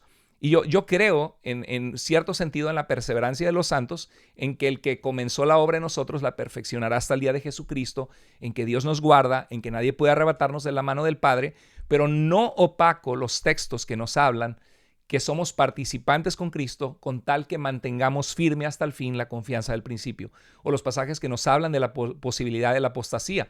Estaba viendo en 1 Corintios capítulo 8, me parece que es el verso 1, que dice que por tu conocimiento se perderá el hermano por el cual Cristo murió. Qué pasaje tan tremendo, porque el tulip es un pasaje que dice que Cristo solo murió por los elegidos, la expiación limitada. Pero ese pasaje dice que alguien se puede perder por el cual Cristo murió. ¡Wow! Tremendo pasaje, súper verso. No, eso suena como perverso, ¿no? Un súper verso, ¿sí? Porque está diciendo, por tu conocimiento, comiendo a la mesa de los ídolos, se perderá el hermano, una persona salva. ¿Puede una persona que fue salva en Cristo perderse? Pues Pablo dice que por tu conocimiento se perderá el hermano por el cual Cristo murió. Bueno, y claro, hay maneras exegéticas de agarrar ese texto y decir que no dice exactamente eso, pero bueno, aquí dice, porque Dios no perdonó a las ramas naturales, tampoco a ti te perdonará. Entonces son pasajes, hermanos, que no tienen ningún sentido en la concepción calvinista, o por lo menos yo no le hallo sentido. Quizá yo soy un ignorante que leo la Biblia a mi manera muy ignorante y yo no le hallo ningún sentido. Lo cierto es que cuando le comparto este texto a las personas, todos están de acuerdo que es claro, entienden lo mismo que yo entiendo cuando lo leen. Entonces miren, hice este meme, el calvinismo intentando hacer un exégesis de los pasajes bíblicos que muestran que la salvación está disponible a todos. Agarran el texto y le dan la vuelta, porque de tal manera amó Dios al mundo, para que todo aquel que en él cree no se pierda, mas tenga vida eterna. Pero es que el mundo no es el mundo, solo son los elegidos del mundo. Y es que Dios los amó, pero en realidad no los amó, porque en realidad Dios está airado todo el día contra el impío. Y en realidad, pues Dios los amó, pero en realidad los amó porque les da la lluvia a su tiempo, porque Dios muestra su providencia, su amor hacia el mundo que no es salvo. Pero en realidad, pues en cuanto a la salvación y la vida eterna, pueden perecer eternamente porque de esa manera no los amó. Entonces, bueno, muy bien. Entonces, Mateo 19:24 dice, mira este texto, Mira este texto. Es más fácil para un camello pasar por el ojo de una aguja que para un rico entrar en el reino de Dios. Y yo me pregunto por qué. Si la fe es un regalo de Dios, que Dios soberanamente otorga sobre aquellos que Dios ha elegido, regenerándoles el corazón, ¿por qué es más fácil para un camello pasar por el ojo de una aguja que para un rico entrar en el reino de Dios? ¿Por qué es casi imposible para un rico? ¿O por qué es tan imposible para un rico entrar en el reino de Dios? Bueno, si la salvación depende de un decreto de Dios, dándoles fe para ser salvos solo a los elegidos, no tiene nada que ver si eres pobre o rico. ¿Por qué es que es más difícil para un rico entrar en el reino de los cielos? ¿Por qué? Ser rico, ser pobre no tiene nada que ver con que Dios te elija. Ni porque acuérdate que la elección es incondicional, no es ninguna condición tuya, ni que Dios en el previo conocimiento vio que tú tendrías fe, sino que Dios decidió elegirte y no hay garantía que Dios haya elegido a tu esposa o a tus hijos o a tus nietos, porque nadie puede creer a menos que Dios le haga creer y solamente puede creer aquel que fue elegido. Entonces la pregunta es, ¿qué tiene que ver si eres rico o pobre? ¿Por qué? ¿Por qué? No tiene ningún sentido en el calvinismo este texto. Si la fe es una acción del que cree, tiene todo el sentido que sea difícil para un rico entrar en el reino de los cielos, porque confía en sus riquezas y se le dificulta confiar en Dios. Por eso, porque la fe es de Él. La fe viene a través de la obra del Espíritu Santo que nos habilita ante la predicación del Evangelio, ante la obra completa de la salvación de Cristo. Pero hay una fe como acción que depende de ti, por la cual tú eres responsable, y que esa fe que Dios te pide como condición para ser salvo no depende de Dios, porque Dios soberanamente dice que depende de ti. Por eso este pasaje está diciendo, es más fácil para un camello pasar por el ojo de una aguja que para un rico entrar en el reino de Dios, porque el rico no pone su fe en Dios, no cree que necesita de Dios como un pobre se da cuenta de su dependencia de Dios. En este libro, Dictionary of Jesus and the Gospels, aquí lo tengo, dice A Compendium of Contemporary Biblical Scholarship, un compendio de erudición bíblica contemporánea, académica. Este libro, mira lo que dice. En la página 223, el uso más prominente de la fe es en relación a los milagros de Jesús, que son hechos usualmente en respuesta de la fe del que sufre o de aquellos que piden un milagro a favor de otros. Este libro, hecho por grandes teólogos, está como Scott McKnight, como Howard Marshall, como Joel B. Este libro está diciendo que la fe en los evangelios consistentemente, y son expertos en el tema de Jesús en los evangelios, la fe es en respuesta de la fe, no que Dios les regala, sino de la fe del que sufre o de aquellos que piden un milagro a favor de otros. De forma opuesta, la falta de fe obstaculiza la actividad milagrosa de Jesús. La fe se enfoca en una confianza práctica en el poder de Jesús para llenar una necesidad física o traer libertad espiritual en aquellos que están poseídos por demonios en los evangelios. Muchas bendiciones a todos. Ilse Cardoso, Dios te bendiga. Era el nombre de mi abuela en Alemania. Ilse, es bueno saber todas estas cosas. Yo estoy comenzando en una iglesia bautista reformada y eso que estoy luchando me sirve para no caer en el mismo error. Gracias, doctor Moore. Gloria a Dios, hermana Ilse. Jessie, yo también soy de una denominación bautista, pero no soy bautista reformado calvinista, aunque sí soy bautista de la Reforma porque lo que creemos, la teología que creemos viene de la teología reformada, aunque el calvinismo viene de la iglesia anglicana, los puritanos, que buscaban purificar la iglesia y se encontraron con los anabaptistas en Holanda, y la primera iglesia bautista fue en 1608 en Holanda. Pero bueno, no viene del luteranismo, por ejemplo. Ok, de forma opuesta, la falta de fe obstaculiza la actividad de Jesús. La fe se enfoca en una confianza práctica en el poder de Jesús para llenar necesidades. Ok, no es Jesús mismo, dicen los autores de Dictionary of Jesus and the Gospels, no es Jesús mismo quien ejercita la fe, tampoco es Dios el que les está dando la fe a esta gente que necesita un milagro de Jesús, sino aquellos que vienen a Él para buscar ayuda. Cuando los discípulos de Jesús no tienen poder, se da como causa en los evangelios la falta de fe. Marcos 9:19, o su poca fe, Mateo 17:20.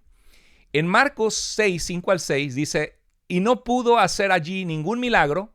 Hay algunos, eso es bueno, es una buena analogía con hermanos en Cristo, en el diálogo con hermanos en Cristo que son calvinistas, porque pudieran decir, es que Dios no está atado de manos, porque que no puede hacer nada sin, ¿acaso Dios tiene que pedirnos permiso para regenerarnos el corazón y salvarnos? Nosotros no estamos limitando a Dios, al contrario, estamos exaltándole en su grandeza, en su magnificencia, en su sabiduría, en su gracia, en su amor, que Dios muestra su amor por nosotros, en que siendo aún pecadores, Cristo murió por nosotros. Y la condenación es que Cristo vino al mundo y los hombres amaron más las tinieblas que la luz, y habla de que Él vino por amor para que todo aquel que cree no se pierda. Nosotros estamos preocupados por el carácter de Dios. A veces el calvinismo hace un mono de paja, una caricatura de nosotros diciendo que queremos preservar el libre albedrío, que nosotros queremos engrandecernos nosotros y estamos haciendo pequeño a Dios. Nada que ver, al contrario, queremos mantener la grandeza de Dios y creemos que Dios es más grande cuando Él ama a todo el mundo, como lo revela en las Escrituras, y cuando Él no quiere que nadie perezca, sino que todos procedan al arrepentimiento, como lo dice 2 de Pedro capítulo 3. Entonces, aquí dice que no pudo allí hacer ningún milagro. ¿Acaso Jesús no podía hacer milagros? ¿Acaso Jesús no era todopoderoso? Sí, pero Jesús mismo se autolimitó obrando en torno a la fe o la falta de fe. Dice que solo sanó unos pocos enfermos sobre los cuales puso sus manos. Estaba maravillado Jesús de la incredulidad de ellos. Ahora, ¿por qué se maravilló Jesús? ¿Acaso no sabía que no pueden ellos tener fe a menos que Dios se las dé? Como dice nuestro hermano en Cristo, otra vez te mando un saludo. No estoy peleando contra ti, sino respondiendo que quisiste hacerme un video. El asunto, hermano en Cristo, es que aquí vemos que no es que Dios les dio poca fe, no es que Dios les dio poca fe. Jesús se maravilló, y si se maravilló es porque sabía que podían creer y decidían no creer. Entonces, ¿de quién es la fe? La fe es de la persona, es el acto de la persona que cree. No se vayan todavía, ya estamos avanzados en el estudio, pero voy a mostrarles algunas cosas importantes. En Marcos 1:15 dice que Jesús llegó predicando, el reino de Dios se ha acercado, arrepiéntanse y crean en el evangelio. ¿Acaso no sabía Jesús que la gente no puede arrepentirse ni creer a menos que Dios les dé la fe?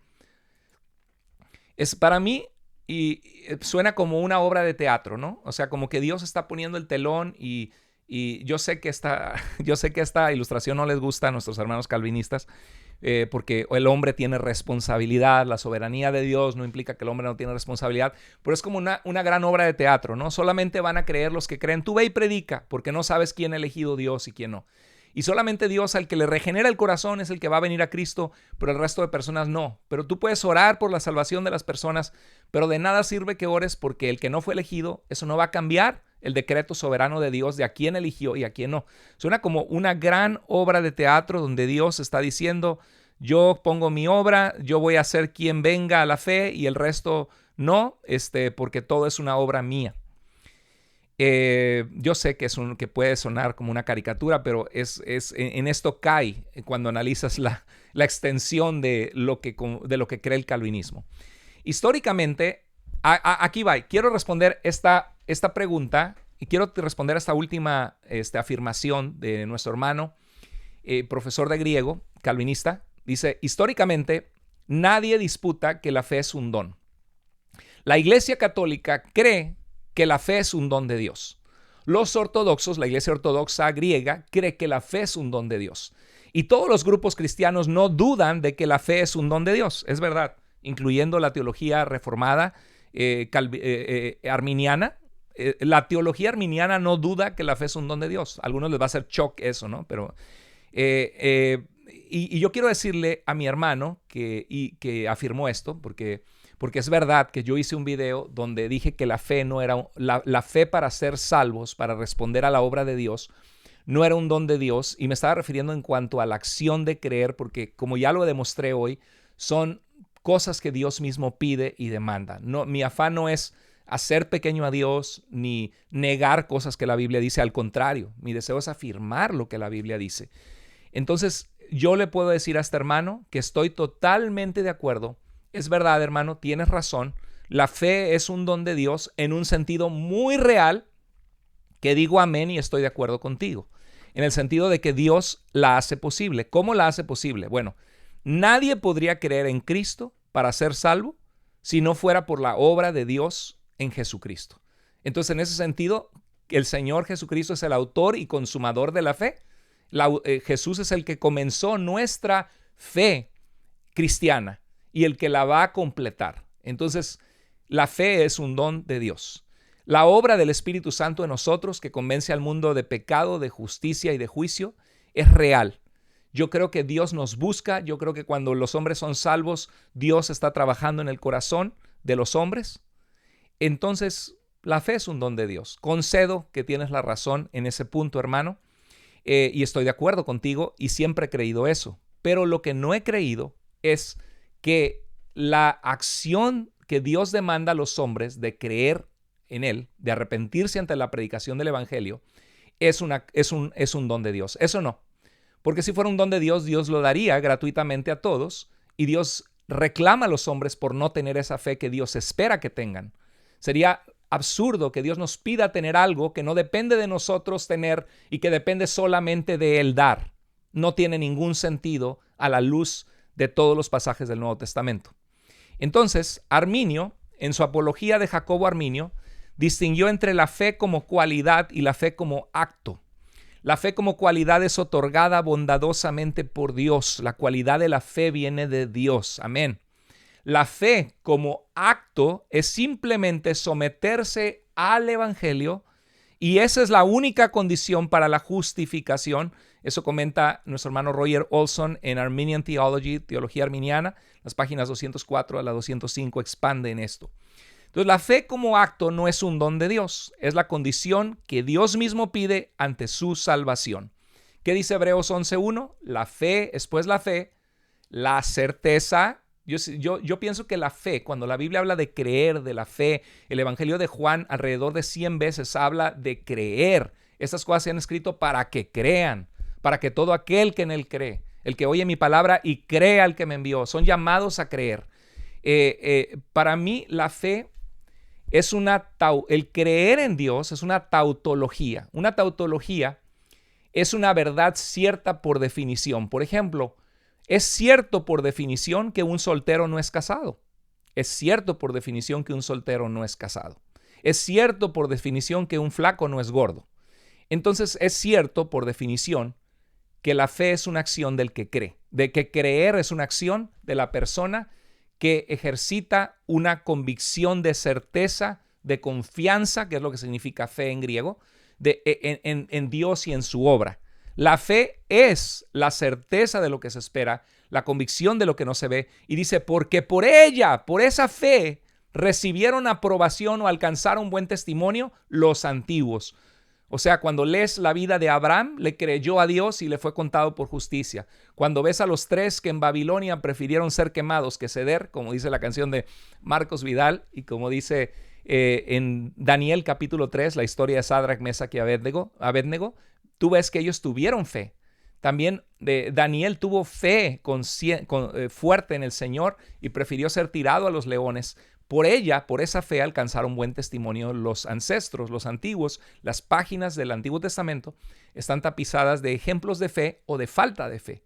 Entonces, la fe es una acción de la persona que cree. La fe es como el amor. No te vayas, este ejemplo me encantó.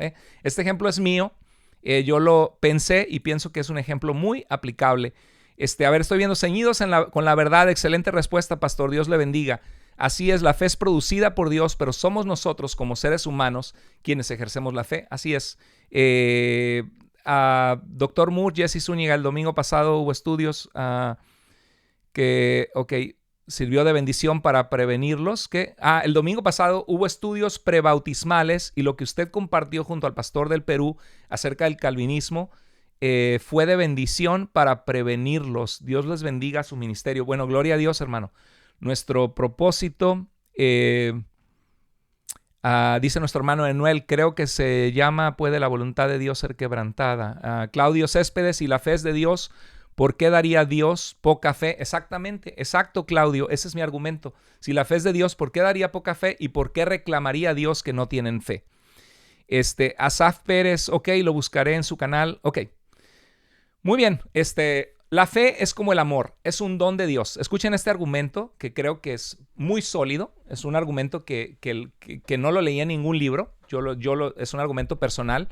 Uno a veces comparte cosas de la reflexión teológica personal a través de los años de experiencia en las Escrituras, y a veces uno comparte cosas de tantos, estamos sobre los hombros de gigantes, hombres de Dios que han amado a Dios a través de la historia de la iglesia. A veces citamos cosas como si fueran nuestras y en realidad lo aprendimos de un libro, de otro libro, de un maestro que nos enseñó. Y esto sí es algo que yo lo hice, quizá alguien más lo ha hecho, pero en este caso yo lo hice. Me acuerdo que hace mucho, cuando era un adolescente, escribí, tuve un problema de mi salud, que fue una de las cosas que Dios usó para mostrarme la necesidad de rendirme a Dios. Yo estuve de actor en Televisa, hice películas, participé en 3 películas cristianas de Armagedón Producciones y en una película secular, y participé en telenovelas, en Mujer Casos de la Vida Real. Yo estaba tratando de hacer mis pininos, decimos en México, para lograrla en la actuación. Pero Dios irrumpió en mi vida, me llamó a servirle. Me puse a estudiar otras religiones en México. Yo quería saber de qué trataba el budismo, el islam. Me metí a fondo. Hasta el día de hoy me sé la historia de las principales religiones del mundo. Y mi pastor me encomendó enseñar una clase de apologética con mi trasfondo de leyes, de abogado. Yo estaba en la Ciudad de México y yo me rendía al Señor totalmente sabiendo que no hay nada más grande que Dios. Y una de las cosas que Dios usó fue que me asusté pensando que podía haber tenido cáncer por un problema de salud que tuve, y me quedé pensando, yo aquí quiero lograr cosas, de tener éxito en la actuación que me gusta, que estaba probando en mi juventud, y ya estaba saliendo en telenovelas, en películas, y yo ahí pensé, bueno, si buscan la película Religión, la fuerza de la costumbre, yo soy Mariano, ahí la pueden encontrar en YouTube, Religión, la fuerza de la costumbre. La hago de no cristiano, la hago de una persona bien chocante, pero cuando estaba en ese ambiente, escribí una frase que decía, el que no está preparado para morir, no está preparado para vivir. Y pensé realmente que nuestra vida, cuando nos dicen te quedan 6 meses de vida, lo único que nos queda es decir, Señor, quiero vivir para ti, quiero vivir en santidad, quiero ocupar el resto de mis días para proclamarte y vivir en relación contigo. Y según yo escribí esa frase, el que no está preparado para morir, no está preparado para vivir. Y después, en un libro de frases, como 2 años después, vi, el que no está preparado para morir, no está preparado para vivir. Y lo decía Martin Luther King Jr., y yo decía, oye, esa es mi frase. No, pues no era mía, ya se le ocurrió a él antes, pero sí era mía porque yo la inventé. Y bueno, en este caso igual. Yo no sé si alguien más pensó en esto, pero yo lo pensé. Y ahí les va. La fe es como el amor. El amor es un don de Dios. ¿Quién puede decir que el amor no es un don de Dios? Las 3 virtudes, ¿no? En 1 Corintios 13 dice Pablo, ahora permanece en la fe, la esperanza y el amor. Y el mayor de estos es el amor. La fe es como el amor, es un don de Dios. Podemos amar porque Dios es amor y Él nos dio esa capacidad. Pero Dios nos pide que amemos. Dios reclama nuestra falta de amor y Dios es explícito que amar es una responsabilidad y acción nuestra. Nadie podría justificar su falta de amor diciendo que Dios no le dio el don de amar. ¿Y tú por qué no amas a tu prójimo? No, es que Dios no me dio ese don del amor. O Dios me dio el don del amor poquito, porque lo da por medida, ¿no? Según nuestro hermano.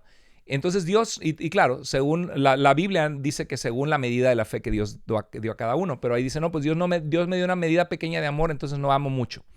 El amor es un don de Dios y es verdad, pero también el amor es un fruto del Espíritu Santo en Gálatas 5, 22 al 23. También el amor es una acción y responsabilidad del ser humano, donde dice, ámense los unos a los otros, amarás a tu prójimo como a ti mismo. Asimismo, como el amor es la fe.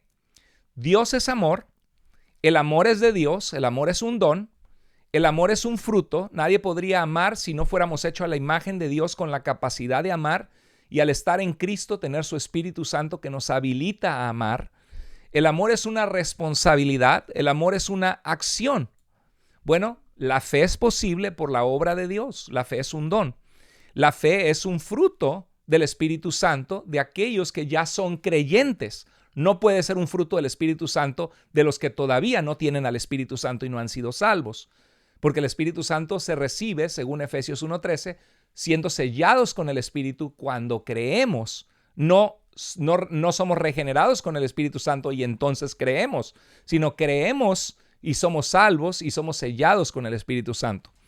La fe es una responsabilidad. Dios te pide fe. Hombres de poca fe, ¿por qué dudaste? La fe es una acción del hombre, no de Dios. La fe es una acción del hombre.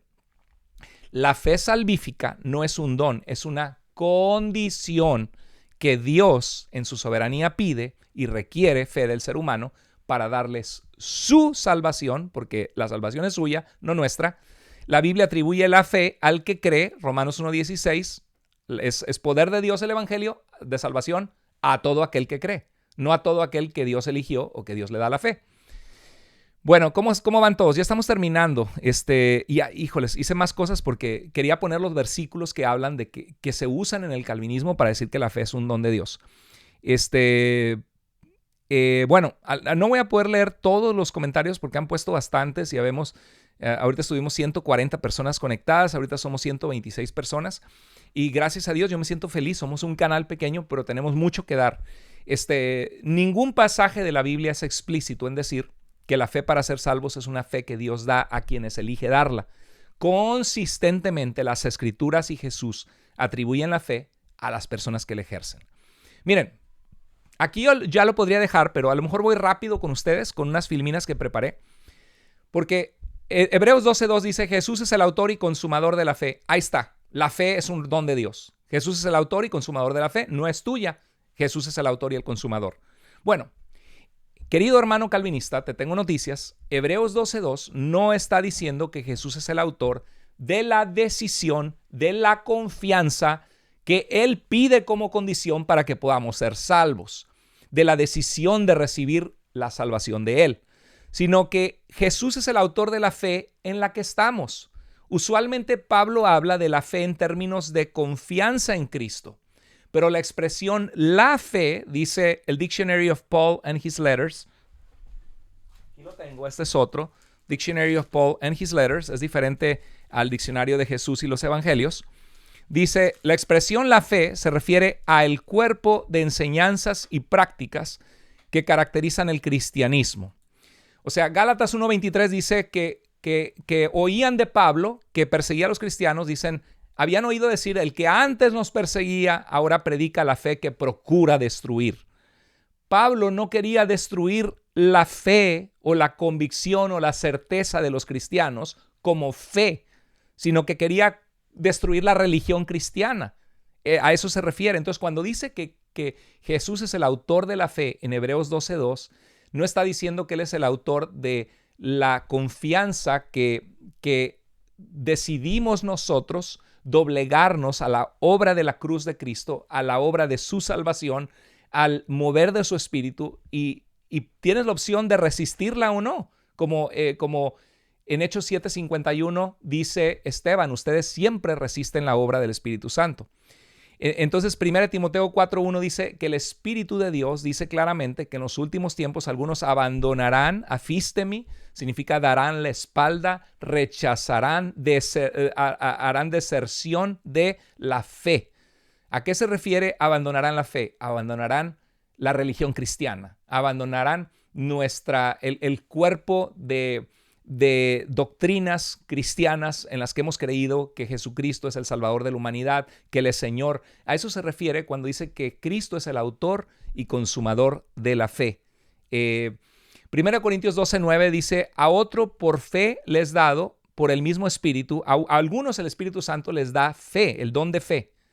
Esto está hablando del don espiritual de fe que Dios da a los creyentes. 1 Corintios 12:9 se refiere al don espiritual de fe que el Espíritu Santo da a algunos que ya son creyentes, no a la fe salvífica del que llega a ser cristiano. Entonces son pasajes que típicamente se muestran y dicen, no, la fe es un don de Dios. Mira 1 Corintios 12:9, pero espérate, ve el contexto. 1 Corintios 12:9 está hablando de los dones que el Espíritu Santo ha repartido diciendo que somos un cuerpo en Cristo y que no a todos se les ha repartido el mismo don. Y hay un don específico que es el don de la fe, que el Espíritu Santo a algunos cristianos les da la habilidad de su Espíritu Santo de tener una confianza férrea, ya siendo cristianos. El Espíritu Santo les da esa habilidad, ese don sobrenatural de que le creen a Dios. Aún en las malas tienen confianza férrea en Dios. El don de la fe es uno de los dones del Espíritu que Dios da a sus hijos, a algunos de sus hijos ya cristianos. No está hablando de la fe salvífica, sino de la fe como don espiritual que es repartido a algunos que ya son creyentes. ¿Ok? Filipenses 1:29 es otro pasaje muy citado para decir que la fe es un don de Dios, porque dice, porque a ustedes se les ha concedido por amor de Cristo, no solo que crean en Él, sino también que sufran por Él, sufrir por Él. Entonces, aquí dice, ahí está, el que cree en Cristo es porque Dios se lo concede. Aquí está claramente, este pasaje está diciendo que la fe es un don de Dios. El verbo aoristo indicativo pasivo en tercera persona del singular, ecariste, del verbo charizomai, que significa dar la gracia, el favor, la bondad inmerecida. A ustedes Dios les ha dado la gracia, les ha concedido la oportunidad, el favor de que sean salvos. ¿Estamos de acuerdo con eso? No tienes que ser calvinista para creer eso.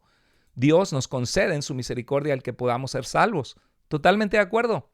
Pero Tito 2:11 dice que esta misma gracia, dice, porque la gracia caris de Dios se ha manifestado para salvación a todos los hombres, o para salvación a todos. Todo el que es salvo es por la gracia o la bondad de Dios, pero eso no tiene nada que ver con una redención limitada, ni una elección incondicional, no tiene nada que ver con el calvinismo. A todos los cristianos Dios nos ha permitido en su gracia poder llegar a creer para ser salvos. No, eso no significa que Dios nos regeneró primero para poder creer dándonos el don de la fe. Bueno, a los filipenses Dios no solo, lo único que está diciendo Pablo en este pasaje es, aguántense el sufrimiento. Yo estoy aquí en la cárcel, me pueden cortar la cabeza, estoy en Roma, pero para mí el vivir es Cristo y el morir es ganancia. Y sepan que el haber yo estado en la cárcel, Dios lo ha utilizado para bien, para que algunos cobren valor de hablar de Jesucristo. Y Pablo 16 veces en la epístola a los filipenses habla del gozo, y él estaba sufriendo. Y al final dice, todo lo puedo en Cristo que me fortalece, hablando de puedo aguantar el pasar hambre, el tener necesidad, porque Dios es mi fortaleza. Entonces a los filipenses lo único que les está diciendo, hey, aguántense los sufrimientos. Si los rechazan por ser cristianos, si pasan persecución, si la familia se burla de ustedes, los compañeros de trabajo, acuérdense que Dios no solamente les permitió sufrir, venir a Cristo, porque Dios nos permite venir a Él a través de la proclamación del Evangelio, de la obra que Él ha hecho, pero también Dios les está permitiendo el sufrir por Él. Entonces, a los filipenses Dios no solo les había permitido ser salvos, sino también les permite sufrir por ser cristianos. Eso es todo lo que el pasaje dice y nada más. Bueno, ¿cómo ven, queridos hermanos? Espero que haya sido una respuesta de bendición para ustedes, que les ponga a reflexionar, les ponga a pensar. Hermano, profesor de griego, te mando un abrazo en Cristo. Deseo que Dios use tu vida con poder. Te bendigo en el nombre del Señor porque si amas al Señor y has dedicado años de tu vida para capacitarte en el texto del Nuevo Testamento, eso es maravilloso. Es una bendición. Se necesitan hombres como tú. Y que Dios te use para que otra gente conozca la verdad del Evangelio y conozca a Cristo. Pero no creo que la corrección que me hiciste sea adecuada. Obviamente tengo mis convicciones. Te di razón por qué. Que es verdad, tienes razón que el hecho de que el pronombre posesivo, la Biblia habla de su fe, la fe de ellos, no necesariamente significa como decir tu carro, que yo hice el carro. Pero el contexto determina. Y al ver el contexto en el cual se utiliza la fe consistentemente en el Nuevo Testamento, como lo dicen también nuestros hermanos en Cristo eruditos aquí del Diccionario de Jesús y los Evangelios y otros, la fe siempre es atribuida, Dios la demanda, Dios la pide, Dios elogia, Jesucristo elogiaba cuando alguien tenía mucha fe, les reclamaba cuando tenían poca fe. Entonces la fe es un don de Dios en el sentido que es posible por la gracia de Dios, por la obra de Cristo, que el Espíritu Santo obra, pero la fe salvífica es una responsabilidad de la persona que es confrontada con el evangelio, y esa fe no es un don de Dios, es una responsabilidad del ser humano. Espero que haya sido clara. Voy a leer sus comentarios, a ver si tienen algunas preguntas antes de despedirme. Gracias por su paciencia. Yo soy de esos maestros que me alargo. Yo quisiera hacer videos cortitos, de verdad, de 3 minutos, 5 minutos. Las clases del Seminario Bíblico en Línea están ahorita por secciones, algunas tienen 3 minutos, 10 minutos. Métanse a mi canal, suscríbanse, Carlos Andrés Moore, pasen la voz de que hay un canal ahí que es cristocéntrico, que buscamos exaltar a Cristo, defender la sana doctrina. Y ahí ustedes pueden ver que hay varios de las clases del seminario, de la materia de hermenéutica. Tengo 50 horas de entrenamiento de cómo interpretar la Biblia, y están siendo divididas en pequeñas secciones. Ceñidos en la verdad, excelente respuesta, pastor, Dios le bendiga. Así es la fe es producida por Dios, pero somos nosotros como seres humanos quienes ejercemos la fe. Así es. Esta nos viene de Dios, la fe. Edward, fe es el sinónimo religioso del verbo creer. Exactamente, fe y creer en griego están íntimamente relacionadas. Pistis y pisteuo. Fe, pistis, pisteuo, yo creo. El verbo creer y el verbo el verbo creer y el sustantivo fe están intrínsecamente relacionados. La misma palabra. Nelson Stevens, la verdadera fe es la que obra a la palabra de Dios, o que Dios obra a través de su palabra. Si el Señor te dice que te arrepientes, es a personas. Perdón, no entendí muy bien el comentario allí. Pero bueno, ¿alguien más tiene alguna pregunta antes de cerrar la transmisión de hoy? No sé si pueden ustedes poner sus comentarios. Yo habilité, no sé si salió en los videos, yo habilité que pudieran poner sus chats, y yo recién me enteré que había chats y superchats pero habilité que se pudiera. No sé, no he visto ningún comentario aparecer desde el software donde estoy transmitiendo. Yo no sé si en la transmisión, avísenme si en la transmisión se pudo ver. Después voy a checar la transmisión a ver cómo se vio. Yo nada más aquí en este software tengo acceso a sus comentarios. Pero bueno, les mando un abrazo grande. A ver, Claudio Céspedes, ¿está mal decir que Dios ama al pecador pero aborrece el pecado? Buenísima pregunta. Tengo un video sobre eso. Si Dios ama al pecador y aborrece el pecado. Bueno, lo han atribuido algunos porque Mahatma Gandhi dijo esta frase. Pero antes de Mahatma Gandhi, Gandhi era una persona que era un ávido lector, y Mahatma Gandhi lo escuchó del cristianismo. Y esta frase de que Dios ama al pecador pero aborrece el pecado no es de Mahatma Gandhi, es una frase de San Agustín. Es una frase muy parecida a una frase en latín de San Agustín. Entonces, en realidad, San Agustín utilizaba esta frase basado en el contexto bíblico. Si tú analizas Romanos 5.8, ¿qué dice Romanos 5.8? Dios muestra su amor para con nosotros, en que siendo aún pecadores, Cristo murió por nosotros. Entonces la pregunta, ¿éramos nosotros pecadores? Sí. ¿Amaba a Dios nuestro pecado? Claro que no, estábamos en rebeldía contra Dios. No merecíamos el amor de Dios, merecíamos la condenación eterna. Pero ¿nos amó Dios a pesar de ser pecadores, enviando a Cristo a morir por nosotros? Amén. Es más, ¿quién de nosotros puede estar limpio de pecado y decir que no le fallamos al Señor y que periódicamente tenemos que ponernos a cuentas con Él? Todos podemos levantar nuestra mano y decir, el Señor así ha mostrado su gracia. ¿Qué significa eso? Que Dios nos ama a pesar de ser pecadores. Ahora, el pecador perdido, sin Cristo, Dios le ama porque envió a Jesús para morir por los pecados, porque Él no solamente es no solamente es el Salvador que dio su sangre por nuestros pecados, sino, como dice segunda de Juan, también por los de todo el mundo. Entonces, perdón, estoy viendo que alguien ahí quiso bloquear unos comentarios. Ya no supe, no sé si sin querer yo apreté aquí algo. Pero bueno, hermanos, pues que Dios les bendiga. Espero que esa respuesta les haya servido. Dios ama al mundo, de tal manera amó Dios al mundo. El mundo era inmerecedor, el mundo era pecador, que envió a su Hijo unigénito para que todo aquel que en él cree no se pierda, mas tenga vida eterna. Yo sí creo que Dios ama al mundo pecador. Ahora, cuando citan pasajes que Dios está todo el día airado, Dios aborrece al pecador. Cuando ves el contexto en los Salmos, está hablando de las manos derramadoras de sangre. Yo sí creo que Dios aborrece a los asesinos, a los secuestradores, a la gente que causa maldad a otras personas. Todos somos pecadores, pero nadie diría que no hay grados de pecado. No es lo mismo ofenderte de alguna manera a asesinarte, ¿no? Nadie diría que es lo mismo. No es lo mismo voltear a ver a una mujer de forma indebida que abusar sexualmente de una mujer. Eso es un delito grave. Entonces alguien dice, pecado es pecado. No, sí hay grados de pecado, claro que sí. Entonces, de la misma manera, cuando la Biblia dice que Dios está airado contra el impío, que lo que Dios aborrece, generalmente en los contextos se habla de las manos que corren, de los pies y las manos que van a derramar sangre, de gente que maquila maldad. En inglés me encanta la palabra evil, que es algo sumamente maléfico, ¿no? Entonces, bueno, pues hermanos, les mando un abrazo grande, los quiero mucho, gracias por sus comentarios, gracias por haberse quedado toda la transmisión.